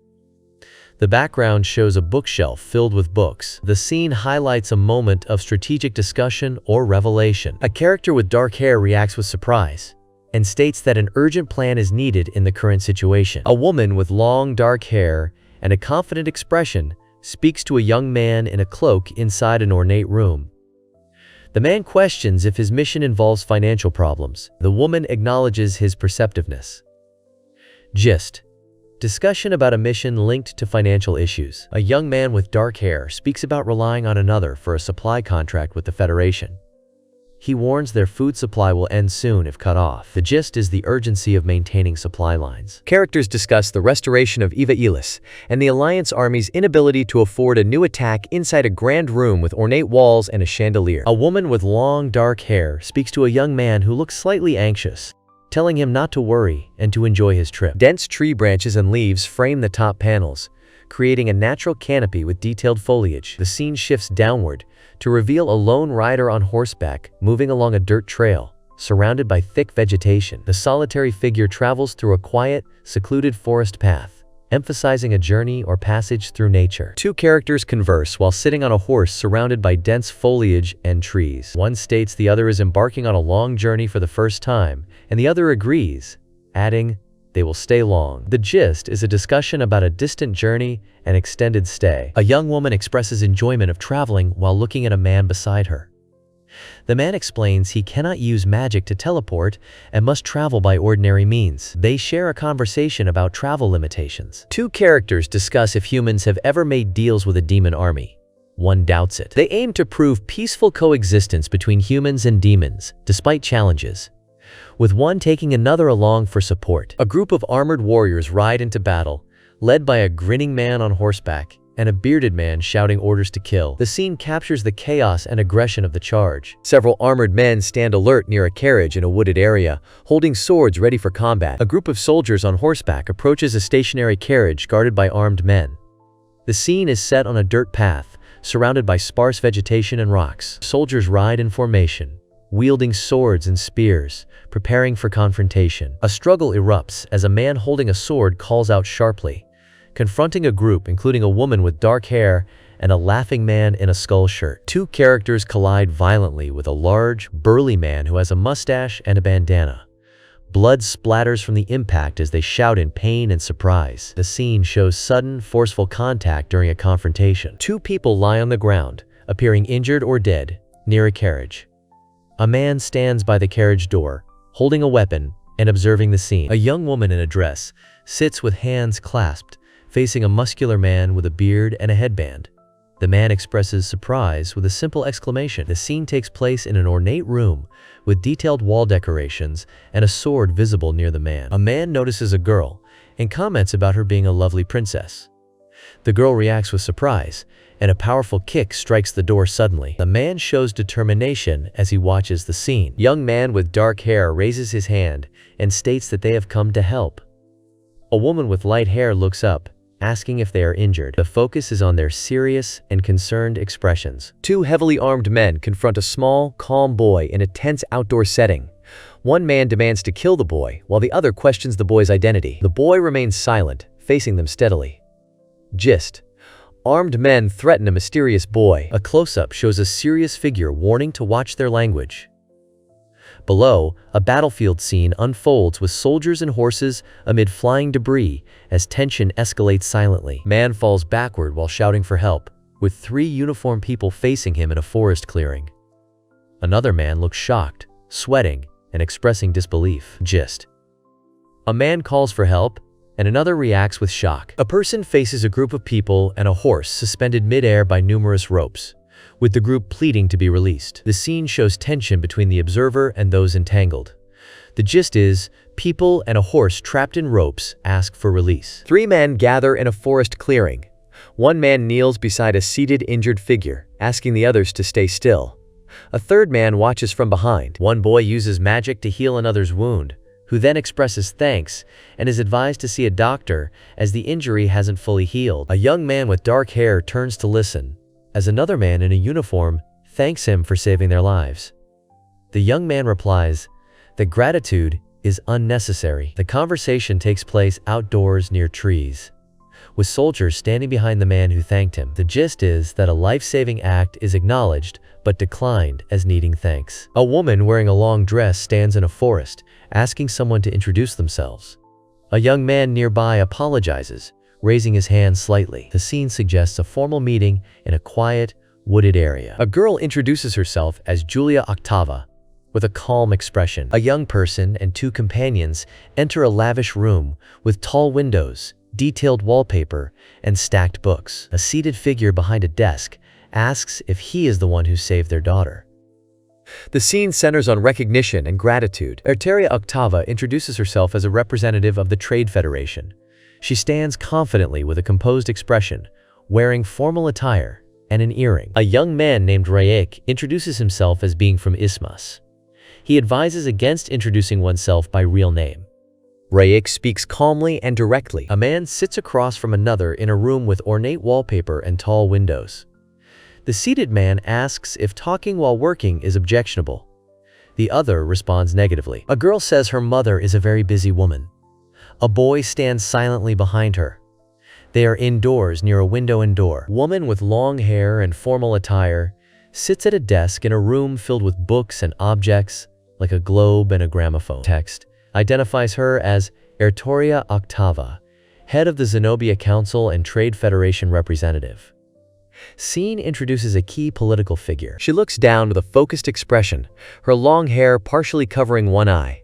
The text box indicates she earned her position through persistence and skills. The gist is she gained her post by determination and ability. Two characters converse indoors as one asks the other what they are thinking about, while the other reflects inwardly on having saved someone's daughter and the consequences of this act. A character sits across a desk, speaking to two others whose backs are shown. The setting is indoors with a window and floral curtains. Speaker implies the situation is clear from their face. A woman warns 3 individuals to be cautious, as the matter may work against them in negotiations. The setting appears to be a formal room with bookshelves and a grand door, indicating a serious discussion context. Young man with dark hair shows concern, realizing the deal will be difficult to finalize. He is quiet but clearly troubled, as sweat appears on his face. A young woman asks to speak with Raisak privately.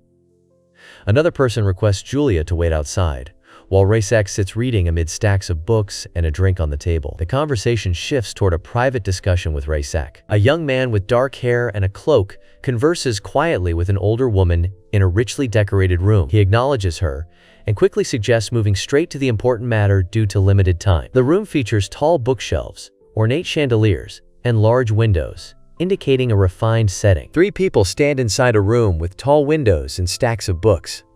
One woman speaks to 2 others who wear cloaks. She questions their need for a demon army. 2 manga panels show a woman with long hair looking confidently to the side. A man with short dark hair reacts with surprise, sweat forming on his face, speaking in Russian. A woman advises a young man to watch his facial expression, while he questions why she thought he belonged to the demon army. The room is filled with bookshelves and a chandelier, indicating a formal setting. A woman with long hair looks confident while speaking, saying her intuition guides her. A young man appears uneasy, questioning the rarity of a human in a demon army. He shows concern through a bead of sweat and a focused gaze. Gist: intuition guides her. He questions the unusual presence of a human in the demon army. A character with long hair stands confidently by a window, addressing another figure in a cloak. They suggest moving on to the main topic, signaling the start of a discussion. A young man with dark hair and serious eyes wears a cloak and states that their army wants to make a trade deal with Zenobi. The scene focuses on his determined expression as he speaks. A room with a wooden bookshelf filled with books and a vintage clock is shown. A speech bubble questions a trade deal with a demon army. The scene suggests intrigue and negotiation. A character with long hair and a formal outfit addresses another person. Light rays emphasize the character's confident expression as they speak about demons wanting to eliminate humanity. The gist is that demons desire humanity's destruction. A close-up shot reveals a woman with shoulder-length hair covering part of her face. She speaks about the danger of relying on others.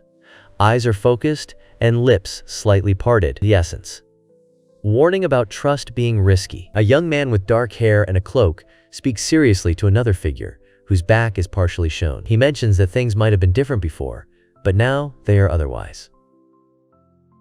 The gist: the young man explains a change in circumstances. A serious conversation unfolds between 2 characters. One character explains fighting for peace between humans and demons. The other listens, then responds with a small smile. The scene shows conflict and hope. 2 characters, a girl and a boy, stand wearing cloaks. The boy asks if humans and demons can live together in peace. 2 cloaked figures stand below a taller woman who addresses them from a higher position. Surrounding them are elaborate decorations and structural elements. The woman speaks about the demon queen differing from her predecessors. A character with dark hair speaks about demons, suggesting they remain demons and could unexpectedly attack. They pause, indicated by ellipsis, implying contemplation or hesitation. A conversation unfolds between 2 characters, one confident and the other questioning evidence. A tense exchange suggests a disagreement on an outcome or event. A scene unfolds in a room filled with bookshelves. One character, a woman with long hair, says they will no longer discuss a certain topic here. And another character, a man with glasses and a coat, listens attentively. A woman with a gentle smile asks if someone wants to say something before parting. A man looks intently ahead, seemingly thoughtful. The mood hints at a farewell moment. 2 figures stand in a room with tall windows and patterned wallpaper.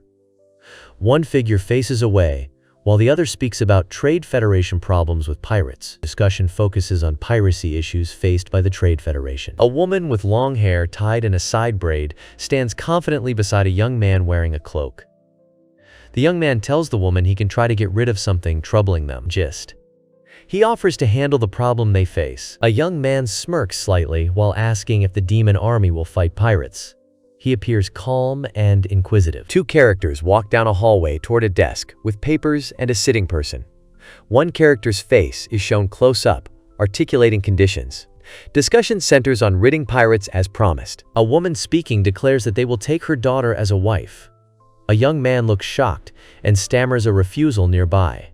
The daughter remains silent, but attentive. The woman demands marriage for her daughter. Man inquires about Yulia. Woman clarifies Yulia is her daughter and a trade federation representative. Woman states belonging to the demon army despite being human. Woman with long hair speaks confidently to a young man. She compliments his honesty and leadership potential, predicting his rise as a general in the army of demons. Young man listens silently, sweating slightly, and does not respond verbally. A woman and two young people stand conversing in a large, ornate room with classic decor, including chandeliers, a grandfather clock, and patterned wallpaper. The woman asks if intuition guides the statement, and the young man replies affirmatively. A girl stands alone in a grand hallway lined with arches and columns. She speaks about her intuition never being wrong. The scene focuses on her confidence and solitude. A man informs a woman about pirates from Krasnoborodny.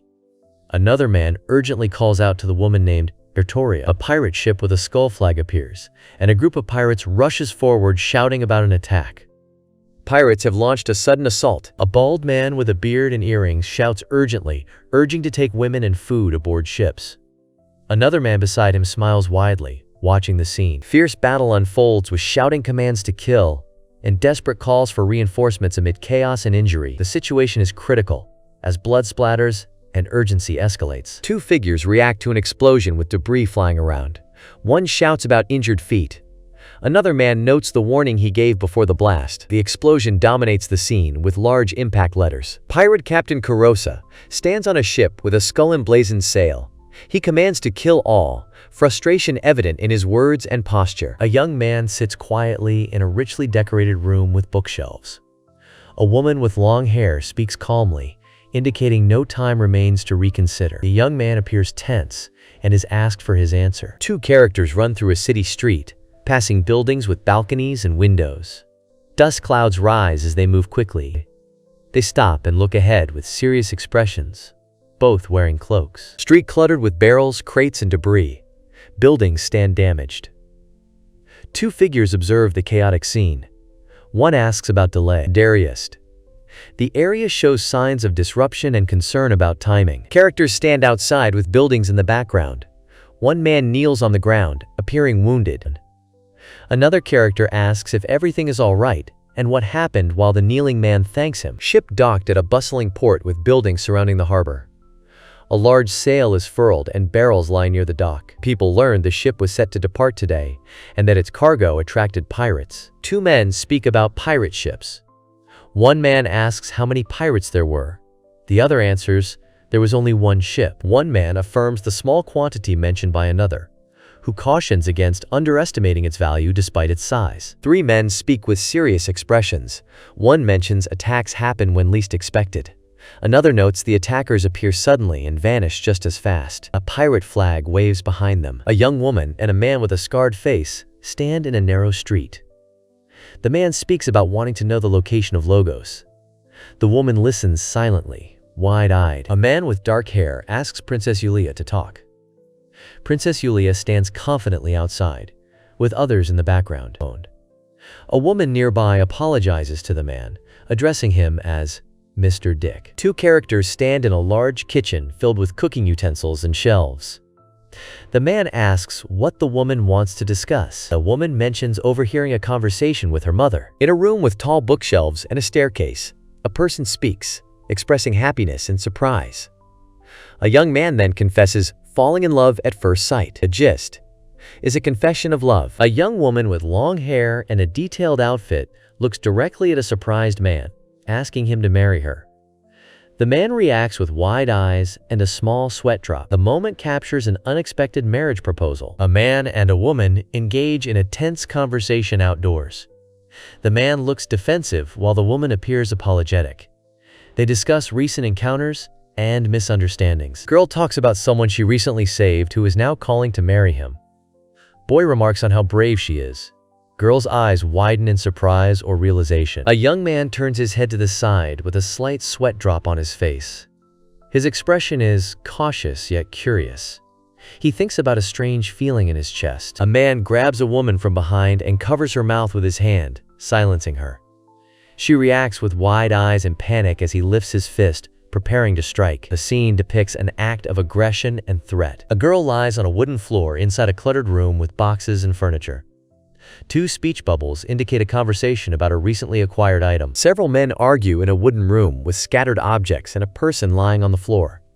One man claims he is bringing a gift for their captain. Tension rises as others demand him to step back. Man expresses confidence that she will like the karas. Another man reacts with surprise, urging calm. A third man remarks on children being noisy nearby. A character with light hair lies down, facing sideways. Speech bubbles show a confident, slightly mocking tone. Quiet atmosphere with subtle expressions. Three characters discuss a girl they plan to kidnap but mention she is not exceptional. One character laughs quietly, acknowledging the situation mildly. A man with an eye patch and a large hat speaks about wanting something special.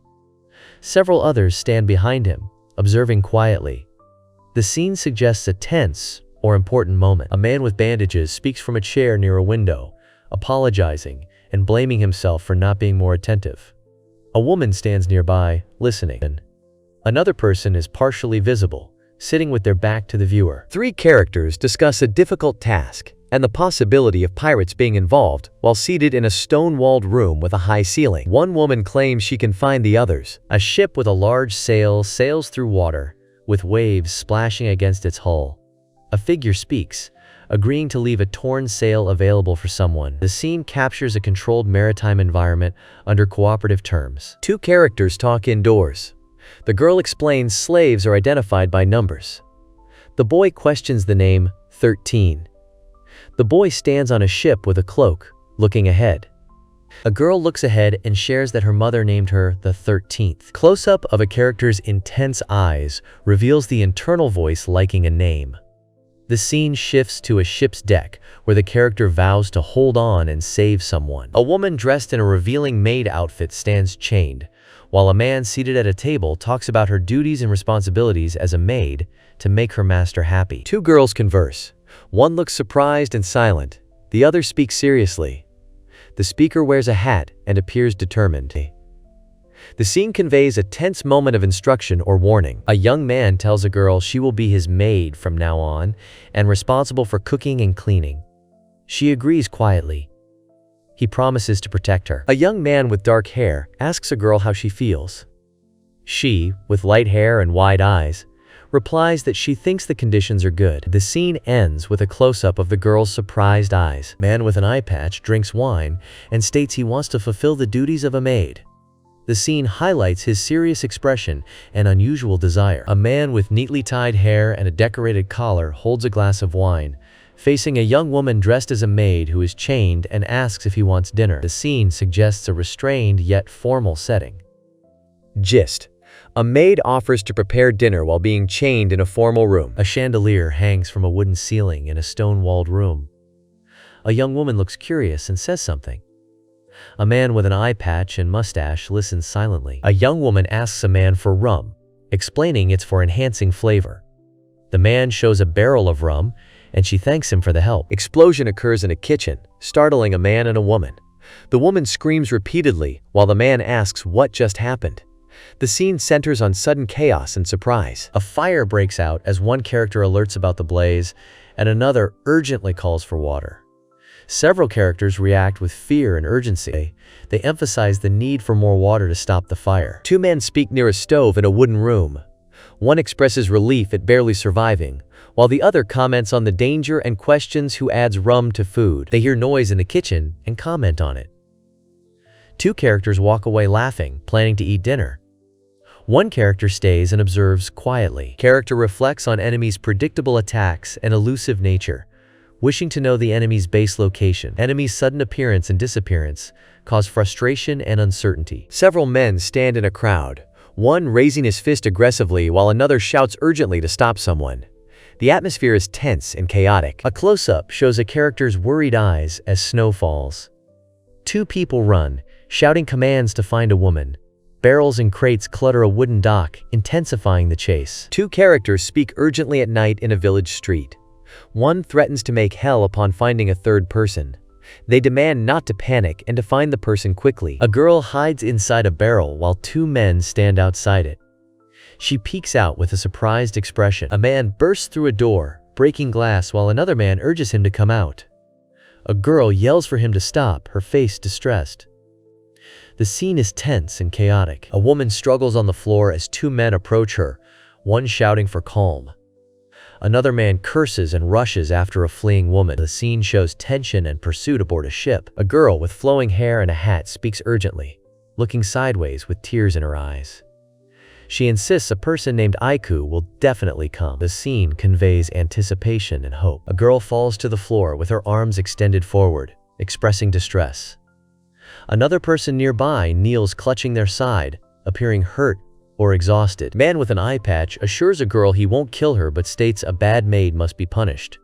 Girl in maid attire appears distressed. Scene takes place in what looks like a damaged or battle-worn estate. A man with a large axe tells a kneeling girl she may leave with only one leg.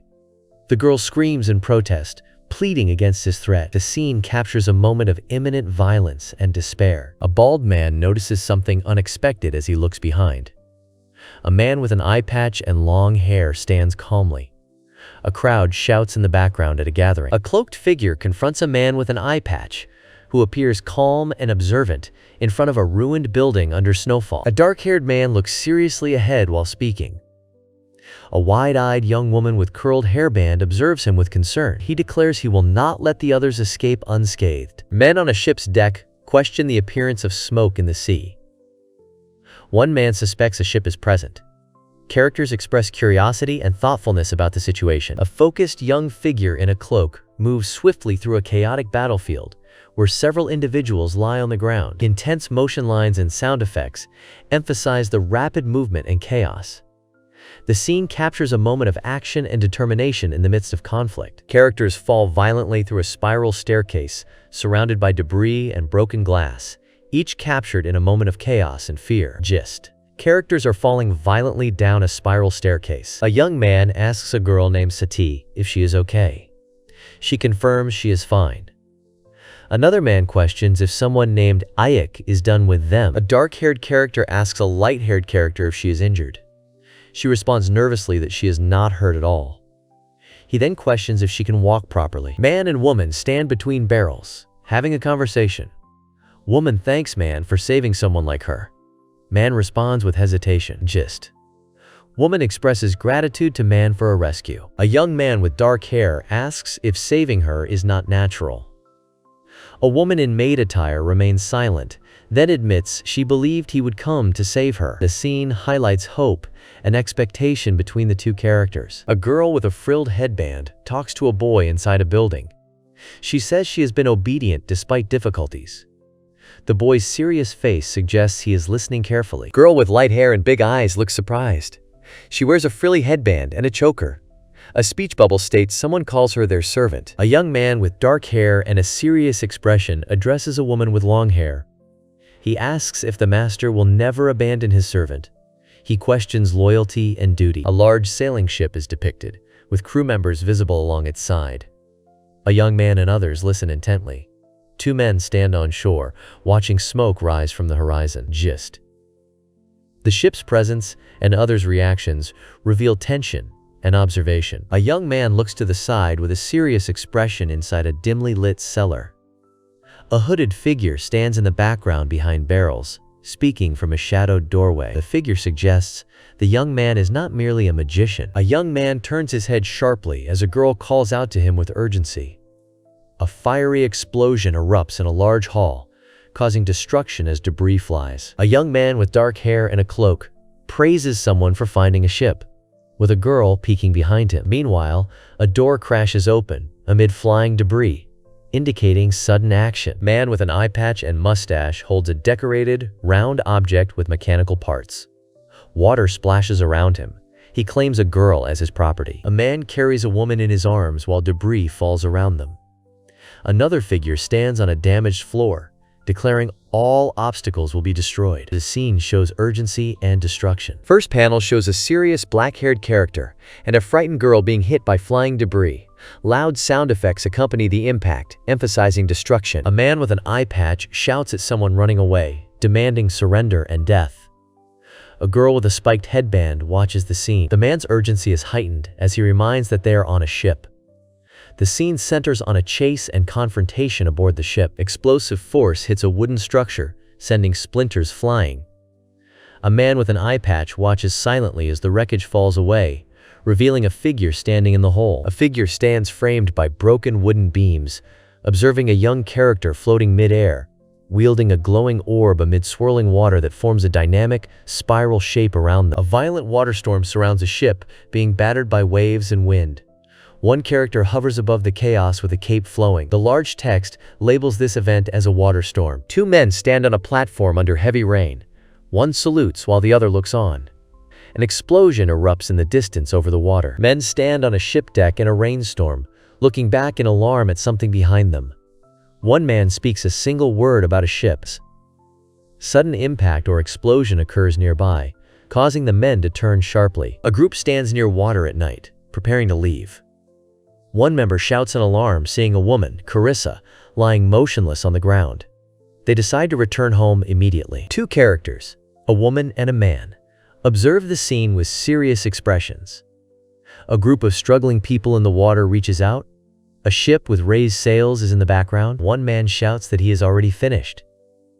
Gist: people struggle in water near a ship while observers watch. A vast landscape shows a town with tightly packed rooftops under a partly cloudy sky, dominated by a large, ornate church near rocky hills. A character mentions doubting that someone could catch him alive. Two characters walk through a spacious hallway, discussing an agreement to establish a trade contract while emphasizing secrecy. One expresses disdain for unnecessary killings. The other mentions past demon lord service and finds that amusing. Injured men lie and sit on the ground, showing signs of battle with wounds and bandages, while others appear restrained or aggressive in a medieval town setting. One character asks about the number of rations left. Another replies that they have enough for 3 days at best. A third suggests the city might have been a trap, noting no rations were found there. A city is seen through a barred window under dark skies. A character nearby deduces they will be starved out, and another resolves they will attack first. Three women discuss a critical situation involving an attack and a condition of one called Sihiro-sama. They debate waiting for an attack or acting, concluding they must do what they can now. The scene focuses on urgency and decision-making in crisis. Two women stand inside a room with a wooden door behind them. The woman in front, with long black hair, speaks with a confident expression. The second woman behind her has short hair and horns, looking surprised or concerned. A young woman compliments a young man on his clothes while a crowd gathers in a festive indoor setting, with characters discussing attire and attendance at a party. The scene shows camaraderie and social obligation, emphasizing attire and participation. A woman grabs a man suddenly, demanding why he left her behind. The man turns to another woman who checks if he is injured. The scene takes place in a dimly lit street with buildings in the background. A girl taps the shoulder of another girl, whose back is turned. The first girl clings to a surprised young man, asking him not to let go and confessing loneliness. Characters gather in a courtyard with a large building in the background. Several people in period clothing are dancing. One person warns another to be careful due to the crowd. The scene focuses on caution amid social interaction. A girl talks quietly, seemingly worried, while two others discuss mistakes made by a female character.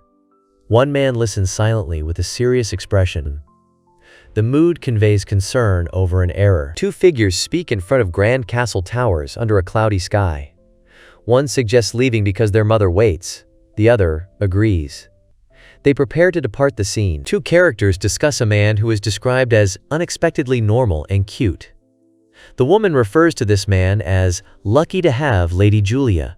They seem intrigued by his nature. At a social gathering, a young man modestly accepts a compliment, while a woman declares her admiration for another man as the most handsome in the world. Another woman reassures him there's no need for concern. In the background, amid an elegant setting, a man calls out for Julia, who then calls for her mother, indicating a family connection. Characters gather in a spacious, ornate hall with tall columns and a checkered floor.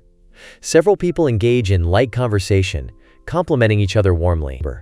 The group shares a pleasant, familiar atmosphere. A young man introduces himself as a magician from Isthmus to an older man, who asks if he is the rumored person, while a woman observes silently. Man asks another to take care of Julia with a serious tone. A woman comments that he'll soon be family, and another notes the man's merchant family origin from Isthmus. A speaker in a tuxedo thanks attendees, while two individuals discuss the meaning of "take care" related to treaty conditions that must still be fulfilled. An announcement is made to begin the engagement party for Julia-sama and Rike-sama. Guests stand and listen in an ornate hall with a high ceiling and balcony. The mood is formal and attentive. One character insists that promises must be kept. Another character reacts with hesitation and confusion, asking what was said. A woman with long hair speaks calmly, warning that if the trade agreement is refused, she will act as if it never happened. A surprised reaction is seen nearby. Character questions the suddenness of an action while looking out a window with drawn curtains. The scene conveys surprise and hesitation in response to an abrupt change. An explosion occurs in a large, fortified castle tower as seen from a distant town square. The castle features stone walls, multiple windows, and pointed roof towers. No characters are visible. Only the blast and castle architecture are shown. Gist: an explosion happens in a fortified castle tower. Three characters stand inside a room, reacting to an event outside the window. One faces outward while the others look surprised and point. They communicate about something coming through the window. A man realizes the air contains poison gas and urges everyone to leave immediately. A woman with long hair and horns stands with a calm, determined expression. She wears a detailed dress and cloak with fur trim. She instructs that they must leave immediately. Woman with horns commands a young man with dark hair and glasses to return with her immediately. The man looks surprised as he listens. An armored soldier warns that Sephiroth is in danger while surrounded by fallen bodies in a medieval town square, with a cloaked figure standing defiantly among the dead. The scene conveys imminent threat to Sephiroth. A man and a girl stand on a reflective, elegant balcony inside a grand hall. The girl warns the man that Sephiroth is in danger. The scene warns of Sephiroth's danger. Armored soldiers stand tightly packed, holding long spears and shields. A fortified castle looms in the background, suggesting a stronghold about to face battle. The scene introduces an imminent, all-out attack by allied kingdoms. Soldiers clad in armor face a large medieval city fortified with walls and towers. They hold spears and shields, preparing for battle. A leader explains, humans lured the demon lord's army into the city and are now besieging them. Two characters discuss a siege. One asks about enemy numbers, the other replies that they have 5,000 and are besieging Sephiroth in Alysia. Two characters discuss the situation. One asks if it means a battle of attrition. The other confirms that it is right. A character tells another that no time remains, emphasizing urgency. The listener appears in profile, focused on the speaker who has distinct animal-like ears. The setting suggests tension and immediacy. A young man tells someone he arranged for their brigade to be able to move and rescue Sephiroth with their own hands, causing a surprised reaction from the listener. A man with dark hair, glasses, and a formal outfit speaks to a swirling, abstract figure. He states he is busy and will leave his presence. He says the engagement party is postponed. He looks to the side and sweats slightly. The background is simple with small scattered marks. Man in formal attire asks about their location. Woman with light hair recalls recent travel using magic. Another figure confirms journey through Zenobia. Two men talk in a library filled with books. One man wearing a skull mask explains about a magic that allows travel to visited places. A woman listens, questioning if returning to Zenobia anytime is possible.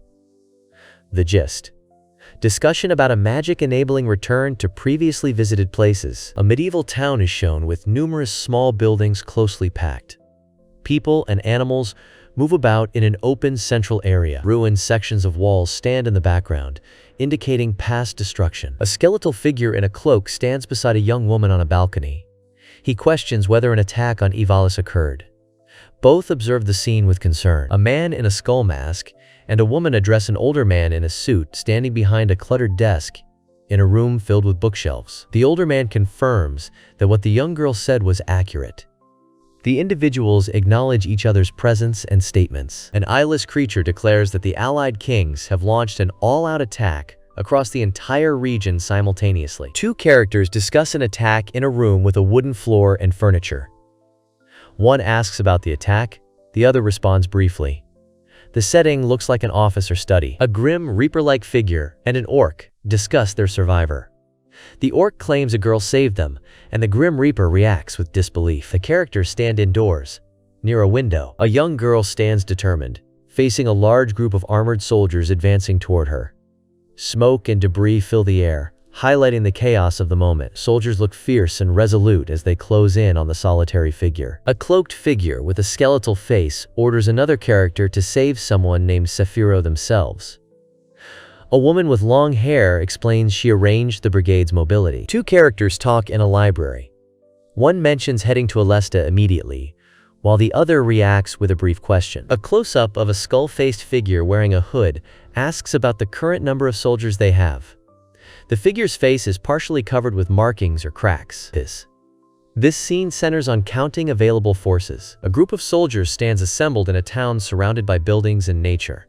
Two characters discuss the previous battle's casualties and current fighting strength. Gist: they report on their army's condition after a battle. A hooded figure with a skull face discusses maintaining a minimum garrison, implying the number will be reduced further. A castle with ornate towers appears behind two characters engaged in conversation. One character is skeletal with a horned hood, while the other is bald with pointed ears and formal attire.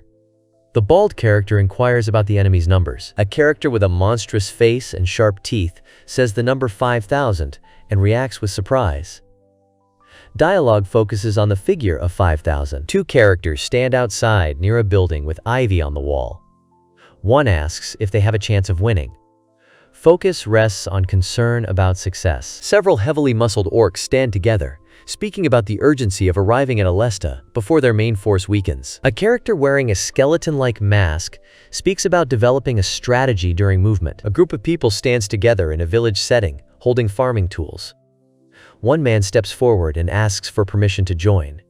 They wait for a response. Men confront someone off-paneled, offering help because they heard Ike-sama was troubled. One grips a weapon. Both men speak forcefully with determined expressions. A hooded figure with a skeletal face listens silently. Two men plead for protection and ask to be taken with them, fearing the uncertainty of war's end. The men emphasize the need to safeguard their lives amid the conflict. Two men in dark cloaks stand and talk near a stone wall. One man gestures while the other listens. A group of armed soldiers watch them from a distance. The soldiers call out for the vice commander. Villagers gather in the street. One man speaking about the previous lord collecting impossibly high taxes. Another person adds that they were all exhausted to the limit. Characters walk along a stone-paved street, lined with houses and trees under a large fortress wall. They discuss the city's growth and prosperity since Ike-sama began governing this. The city's prosperity increases significantly with Ike-sama's rule. Two goblin-like creatures with arrows in their bodies address a group of humans sheltering behind them. The humans appear frightened and injured, taking cover with fearful expressions. Goblins express gratitude for protection during outside attacks. Gist: goblins thank humans for protection during attacks. A man speaks to a group about the consequences of lost support, mentioning starving or turning to banditry as outcomes. He stresses the importance of backing from others. A character with a skeletal face and dark hollow eyes speaks, asking for a chance to repay someone.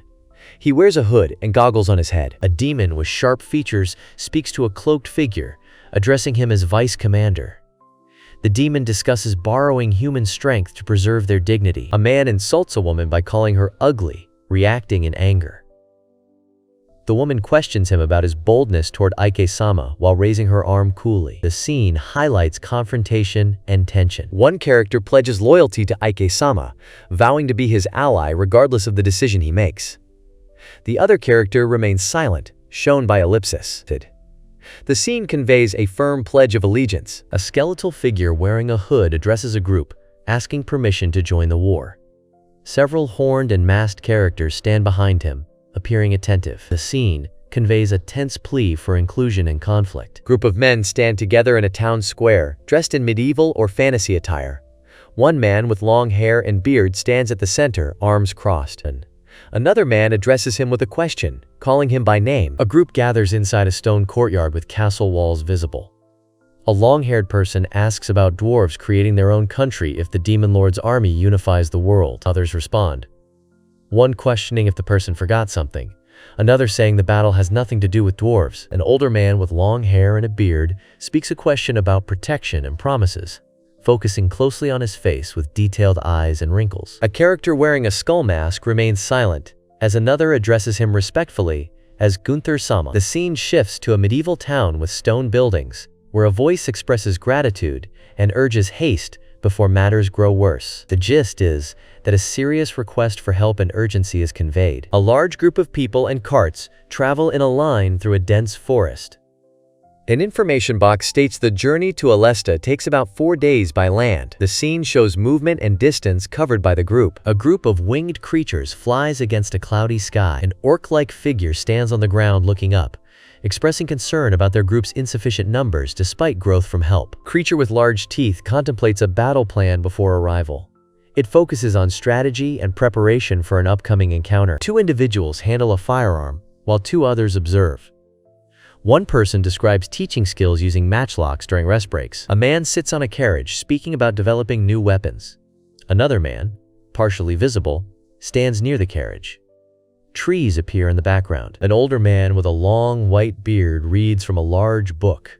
Behind him stands a skull-faced figure cloaked ominously.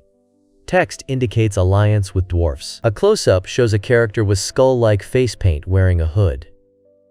The narration states that Sephiroth-sama holds out until arrival, emphasizing its importance. A commander dressed in armor orders to begin the attack while soldiers stand ready in full armor behind him.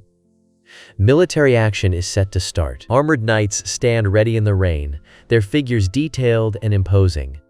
One knight shouts an order to charge, signaling an imminent attack. The scene captures tension before battle. A fierce battle unfolds as a woman shouts a challenge, questioning if she could be beaten by her opponent. 2 armored knights prepare to respond, warning her not to be overconfident. A skeletal figure cloaked in a hood stands in the rain falling heavily around it, highlighting the cracked skull beneath the hood. Several knights in full armor form a tightly packed line, raising their fists as if preparing for battle.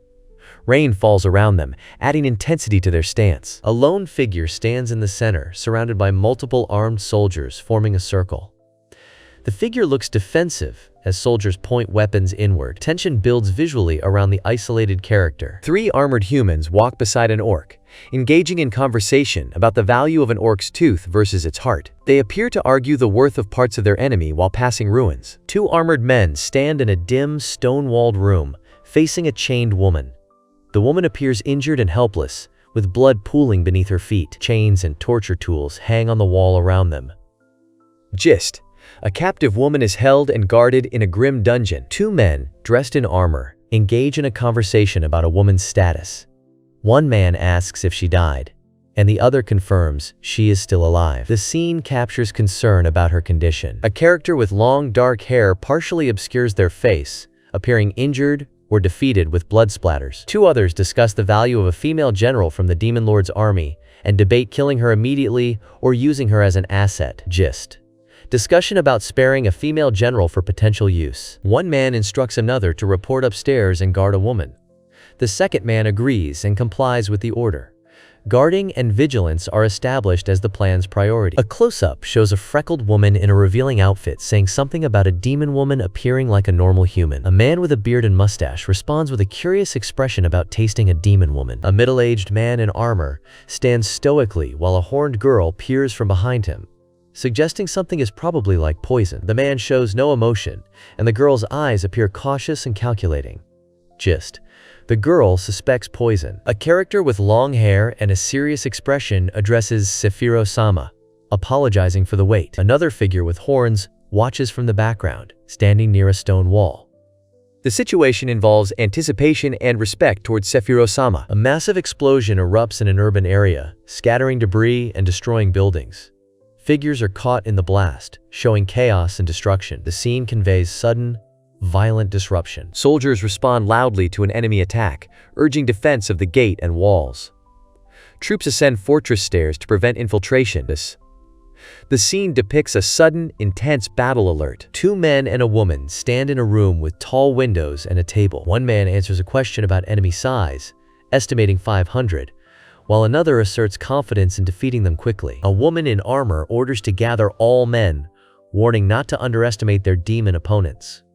A man confirms fighting with full force even if facing one enemy. A group of armored humanoid creatures stands near ruined buildings under a dark sky. A man in armor asks if a sound signals something happening. The group appears tense and alert. A man with a beard, dressed in armor, looks serious while another armored figure runs urgently behind him. A speech bubble warns that they are under attack. A character with long hair and horns looks at a gate formed by tree roots, expressing urgency to reach it quickly. Multiple large, muscular orc-like creatures stand outside a stone fortress at night, bloodstained and alert. A human figure in armor faces the largest orc as it growls unintelligibly. The others react with surprise, showing tension in the scene. A group of 3 women is seen near a castle wall.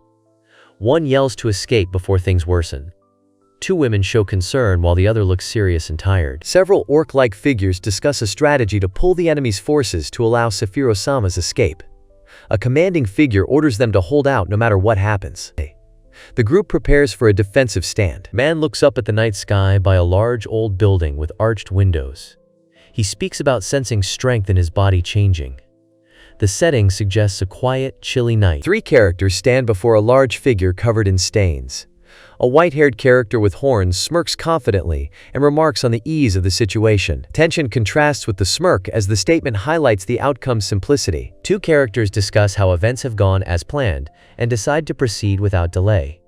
One character praises another, named Ike-sama. They express readiness to move forward quickly. A horned woman leads a group of orcs through a street. Suddenly, the orcs stop, surprised by an unexpected attack from above.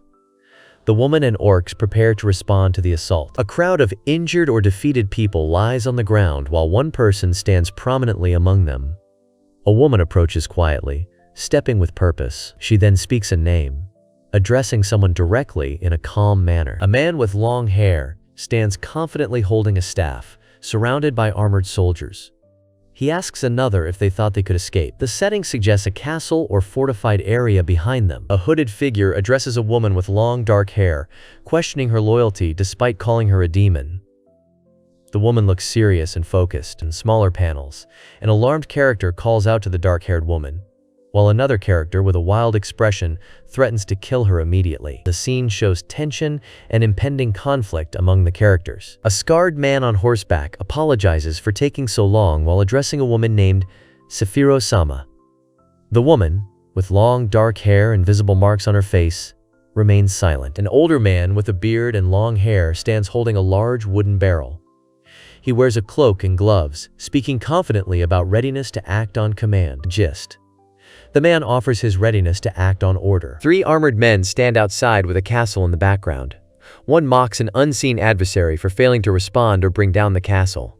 The mood is confident and taunting. A knight looks up at the sky, noticing a formation of birds flying overhead.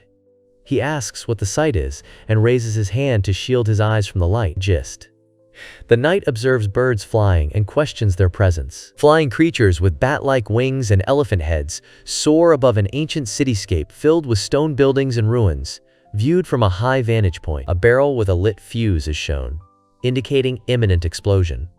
A figure with a skeletal mask looks on deeply. Another character, a person in a high-collared coat, appears serious. The scene ends with the phrase, "This is the end." Gist: the scene signals a final, decisive moment. An enormous explosion erupts behind tall, old stone buildings with towers. Debris and smoke shoot skyward, obscuring the background. Large, bold sound effects emphasize the blast's intensity. Gist: a massive explosion occurs in an ancient setting. An explosion erupts near a fortress, sending soldiers and debris flying. Soldiers in armor react, some falling from the blast. Chaos unfolds as the blast impacts multiple figures wearing armor. A soldier warns the general about danger and urges him to leave quickly. Flames and smoke rise near a fortress wall where men stand. The scene shows urgency and imminent threat. First character appears with a skeletal mask and hood, staring intently ahead. Second character speaks about being trapped while dark energy swirls behind him. Gist. Two characters face a dire situation marked by dark forces. Flames engulf a grand castle as thick smoke billows upward, obscuring parts of the structure. A speech bubble orders the army to retreat amidst the chaos. Ruins of a large, ancient city lie against a towering mountain range, with crumbling towers and walls visible. People gather densely in an open area filled with numerous tents and market stalls. The scene portrays a devastated yet active settlement amid mountainous terrain. A muscular wolf-like creature wearing armor asks about a confusing situation. Nearby, armed people and children gather outside buildings in a village setting. The scene illustrates tension and curiosity. A muscular character with a beast-like face and wild hair questions an unclear situation, showing confusion as he speaks while wearing armor pieces. Two characters converse inside a rustic wooden structure. One sits calmly on a chair while the other stands, wearing armor and holding a sword. Dialogue reveals a secret about sending someone to a different location during their absence. A character with dark hair speaks about underestimating humans due to a trap. Another character agrees, acknowledging the statement without further comment. A large creature with sharp teeth and a nose ring asks about unknown items. Background shows wooden barrels and a cloth covering. Creature wears a studded strap across its shoulder. Two characters stand facing each other. One explains that they're firebombs. Interaction is brief and focused on the explanation. A cloaked figure explains that the object is similar to a bomb using gunpowder. A character asks another how they are feeling from behind a curtain. The second character responds that they feel much better, showing relief. A woman with long, dark hair and a high-collared coat speaks softly, expressing approval.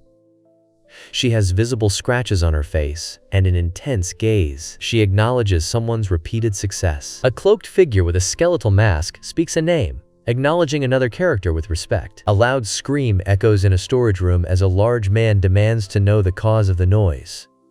Three figures stand among stacked crates, one of them retreating. The scene reveals tension and confusion in the confined space. Characters face a large, shadowy, dragon-like creature in a snowy setting. One girl with horns stands calmly nearby, speaking the name Demon Lord Sama. A crowd gathers in a ruined area where a man asks about the condition of another's wounds. A woman responds, accepting responsibility for the situation, but assuring all is fine if he recovers. A woman with horns praises the 7th Army Corps for their performance. Two men stand together, one mentioning the brigade commander and commending the soldiers. The scene shows a mix of approval and respect among characters. A hooded skeletal figure addresses Ike with a notable presence. A young woman responds critically, questioning Ike's suitability as a brigade commander. A detailed view of a castle and surrounding buildings sets a historical or fantasy scene. Characters gather in a medieval courtyard surrounded by stone walls and mountains.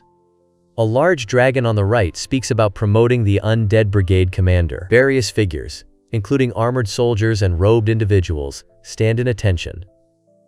Announcement of the new commander of the 8th Army is made. A hooded figure with horn-like protrusions on the hood calls out hesitantly. The same figure shows a sinister grin while remaining hooded, enhancing a menacing presence. A hooded figure with a skeletal face stands beside a woman who speaks about caring for Ike since he was little. Another woman with horns requests something. A figure with a skeletal face and hood explains a close bond, comparing Ike to a little brother. Another character emphasizes Ike's inexperience but asks for support on his behalf. A grand castle with detailed architecture fills the left side of the scene, depicting an expansive and historic setting under a clear sky. A woman with long hair and a confident expression faces forward, responding affirmatively.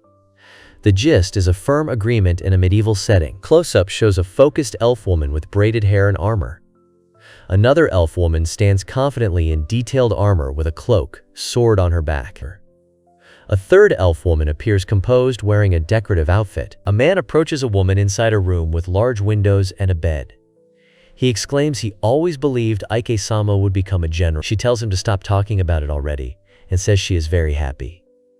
They stand near each other with the man holding a book. One character questions the meaning behind not increasing their numbers. Another explains they will turn the undead brigade into an army, despite current numbers around 800. Dialogue highlights concern about army size expectations, usually around 3,000. One hooded figure resolves to diversify the 8th army, stating it won't be made up solely of demons and plans to include other races. Two figures descend a staircase, one questioning demon army's permissions. The other reassures no worries about bystanders. The older demon states they must simply follow their path. An older man with a beard stands confidently inside a room with detailed walls and furniture. He wears a cape, a tunic with diamond patterns, and equipped with pouches and a sword. He states that he must now address someone as general. The man asserts a change in formal address. A character with a skull-like face partially covered by a hood looks intently, speaking a single word framed in a dialogue balloon. Two characters sit across from each other in a large, detailed room filled with windows, bookshelves, and ornate furniture. One character asks about a letter, while the other reveals it came from a long-standing foe. The scene centers on the tension caused by the letter's origin. An elf woman with long braided hair and a flowing dress stands with her back turned. A man drinks tea, while another figure in a hooded cloak speaks about a queen and a long-standing foe. The hooded figure reveals the foe as the Queen of the Elves. Two characters sit in a room filled with bookshelves and a lamp. A bearded man holds a cup and speaks about an alliance threatening elves. The scene is set in a quiet, intellectual atmosphere. A figure with a skull face and sunglasses speaks about the risk of war if the alliance of kings is not supported, remaining silent after the statement. Two characters sit across from each other in a room filled with ornate furniture. One says that humans might be scared of elves joining forces with a demon lord's army. The other explains that this fear motivated the elves to ask for help. A hooded figure with a skeletal face listens quietly, while a woman with long hair explains about the demon lord's army in a room with large windows. In a discussion set against a castle backdrop, one character asks if the elves want to form an alliance. Another insists on meeting the elves directly to understand their intentions. The group stands in an outdoor courtyard, facing away from the viewer. Two figures discuss a letter and question why the Queen of the Elves didn't receive it. One suggests the Queen may know the recipient personally. The topic centers on the letter's delivery and relationships. Two characters discuss the tension between elves and dwarves, noting their uneasy coexistence and the possible reason of fear towards the demon lord's army. A woman angrily tells someone to stay out of a matter. A hooded man acknowledges she has a point and doubts others will trust them. In a large room with tall windows, a bald man questions a proposal's origin, suspecting a trap by elves and king's alliance. Two characters stand nearby, one hesitatingly responding. The scene implies suspicion and caution about the proposal's true nature. Characters discuss others' hatred for an individual named Gunther and the unlikely complexity of a setup against them. One character expresses surprise at smart remarks and reflects on the situation's difficulty. Man yells loudly and holds his head in distress on a cobblestone street near a bench and lampposts, facing a cloaked figure and a goat. He says the situation is too complicated for him. A cloaked figure demands a clear order about their destination. Another replies to go to the forest of the elves. The figure remains silent afterward. Three characters stand in a stone-walled room filled with medieval furniture and decor. One person speaks, emphasizing the proposal's importance for another's benefit. The setting suggests a formal or serious discussion. A man with neatly styled hair and a trimmed beard speaks confidently, suggesting a plan to unite forces to defeat the demon lord's army. Man in ornate clothing smiles slightly and says he will await a positive reply. A young woman stands quietly behind him in a detailed dress, surrounded by lavish decor. Conversation implies a pending decision or request. Two women stand in an ornate room filled with plants and decorations. One woman calls the other a very unpleasant human. The second woman leaves and closes a door behind her. Two characters discuss whether a letter has been sent to someone named Gunther and the reason behind sending it. One character seems calm and confident, the other uncertain and questioning. A hooded figure facing away from the viewer stands amidst a misty background. Two ornate horns extend from the hood's sides. The figure is identified as Ike, leader of the undead brigade in the demon lord's army, who has followed a unique path within the army. A woman with long, wavy hair speaks about a battle where someone allied with dwarfs and humans to repel a king's alliance. She questions if humans were involved. Two characters converse outdoors on a cobblestone path, surrounded by intricate railing. The young woman reveals a rumor about someone's relationship, and the young man responds with concern for their situation. Young woman with long hair and elf-like ears speaks about uncertainty while standing indoors. Another woman in armor questions relying on the Demon Lord's army for rescue. They discuss the dilemma of their hope. Character starts to speak, addressing Ike with uncertainty, while standing in front of detailed, traditional-style buildings surrounded by dense foliage. The atmosphere mixes nature with architecture. A woman with horns and wings floats above a procession riding horses through a dense forest. Skeletal and cloaked figures lead the group, creating a somber atmosphere. The scene suggests a mystical, dark journey with ominous characters. Characters discuss the maid's presence and cooking responsibilities during a delay. One expresses a dismissive attitude toward a task involving pollen today. The discourse suggests tension and practical concerns in their situation. Two travelers move along a forest path. One rides a horse and the other walks beside it.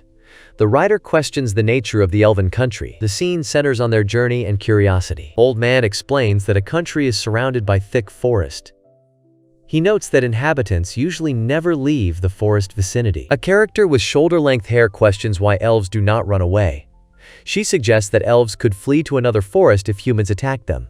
The situation involves humans and elves in a forest conflict. An elder explains the significance of the world tree to a younger person, revealing it as the tree born with the world itself. The narration reveals an ancient tree, noted as older than the oldest gods.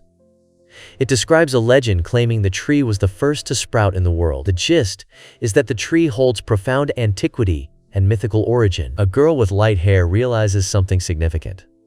Another with horns calls her maid and comments on her noise. The maid's stomach growls, drawing attention. Two glowing orbs appear in the dark sky above a forest clearing.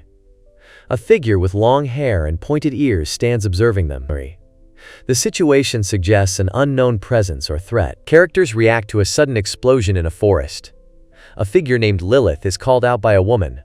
A skeletal figure in a horned hood looks surprised as debris flies around. A large, fierce creature with glowing eyes and horns snarls while crouching on cracked ground. It emits electrical energy from its paws as it advances. A voice questions the nature of this intimidating beast. Characters encounter a massive, lightning-surrounded lion-like creature with large horns in a forest clearing. One person questions the creature's nature while another comments on its uniqueness. The creature growls menacingly. Lightning strikes in a forest as two figures stand alert. One figure, cloaked, watches a large skull approach rapidly.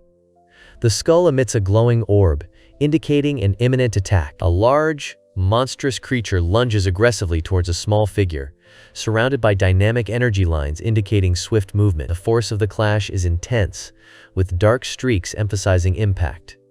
The gist: a fierce attack launches. A man swings a large weapon with force, surprising a woman. A spectral lion with glowing eyes appears, roaring loudly as the man watches attentively. The scene shows the power and intensity of the lion's manifestation. A powerful lion with glowing energy charges forward while a cloaked figure stands in its path, reacting with intense focus.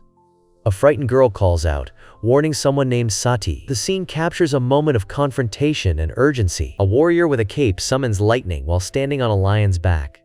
The lion roars fiercely, and a horned figure reacts with surprise. The scene captures a powerful confrontation between the characters. A figure in a hooded cloak stands amidst floating particles, revealing magical stones on the ground. Two elven women confront another cloaked figure, accusing humans of summoning a beast with a magic stone. Tension rises as the accusation is made directly. Gist: elven women blame humans for summoning a beast. Two characters converse near tall, leafy trees with dense branches. One invites the other to join them, mentioning the queen is waiting. Invitation to meet the queen. The scene shows a detailed wooden house surrounded by dense forest foliage.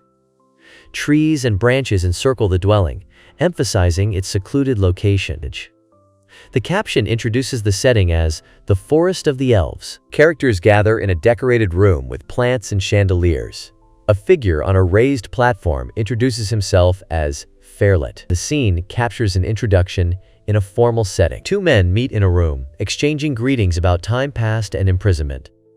They discuss the queen, noting her young appearance despite being over 300 years old. Conversation highlights the queen's striking youth and the men's past hardships. A cloaked figure in a skeletal mask asks if the other has considered an alliance. A woman in a flowing dress responds, addressing the status of their village in a grand room. A woman with pointed elf-like ears and intricate jewelry listens intently. She responds to a request about needing her army's strength against an alliance. The scene sets a strategic military discussion. A hooded figure with a skeletal mask speaks about forming an alliance based on mutual interests. A surprised young woman listens. The setting appears minimal, with hanging lanterns. A young woman with long, curly hair stands in an ornate room filled with plants and vintage decor. She speaks an offer, extending her body's use. Gist: she offers her body to another. A close-up of a character with a skull-like mask speaking to someone off-panel, offering complete submission. Another character responds with surprise, questioning the statement. A hooded figure with a skeletal face asks a question, addressing someone off-panel. The figure's expression is serious, and the question implies confusion or disbelief. A skeletal figure claims to be the only toy of Ike-sama, demanding silence from others. A smaller character is held back by a woman telling her to be quiet before the queen. A man dismisses the smaller character, stating she is not the queen and irrelevant to them. A female character with long hair and pointed ears speaks calmly, indicating a misunderstanding has occurred. A woman in layered armor tells a crowned figure that the undead king is not capable of certain feelings, standing in an ornate room with floral decorations and circular windows. A female character with long hair and elf-like ears explains that blood and flesh of a noble elf are high-class magic ingredients. She wears earrings and a necklace, speaking calmly with closed eyes. A female elf questions the king's words with surprise. A woman beside her watches silently. A cloaked skeleton figure with a tattoo shows no response. A mystical scene shows various gems and a potion bottle floating against a dark background. Speech bubbles discuss noble elf blood as an elixir and elf tears becoming rare jewels. The essence of rarity and magic stands out clearly. One character, wearing a skull-like mask, says a word that implies contradiction or exception, indicated by an emphasized "however" in the speech bubble. A robed figure with a skull mask stands in a room with three other characters, dismissing interest in alchemy while facing them in conversation. A young elf girl faces an imposing figure who mentions an elven warrior division. She listens with a serious expression as he stands with a large cloak. The atmosphere is tense and focused on this announcement. A hooded figure with a skull-like face declares an interest in fighting strength. An elf-like character listens silently, showing a calm and thoughtful expression.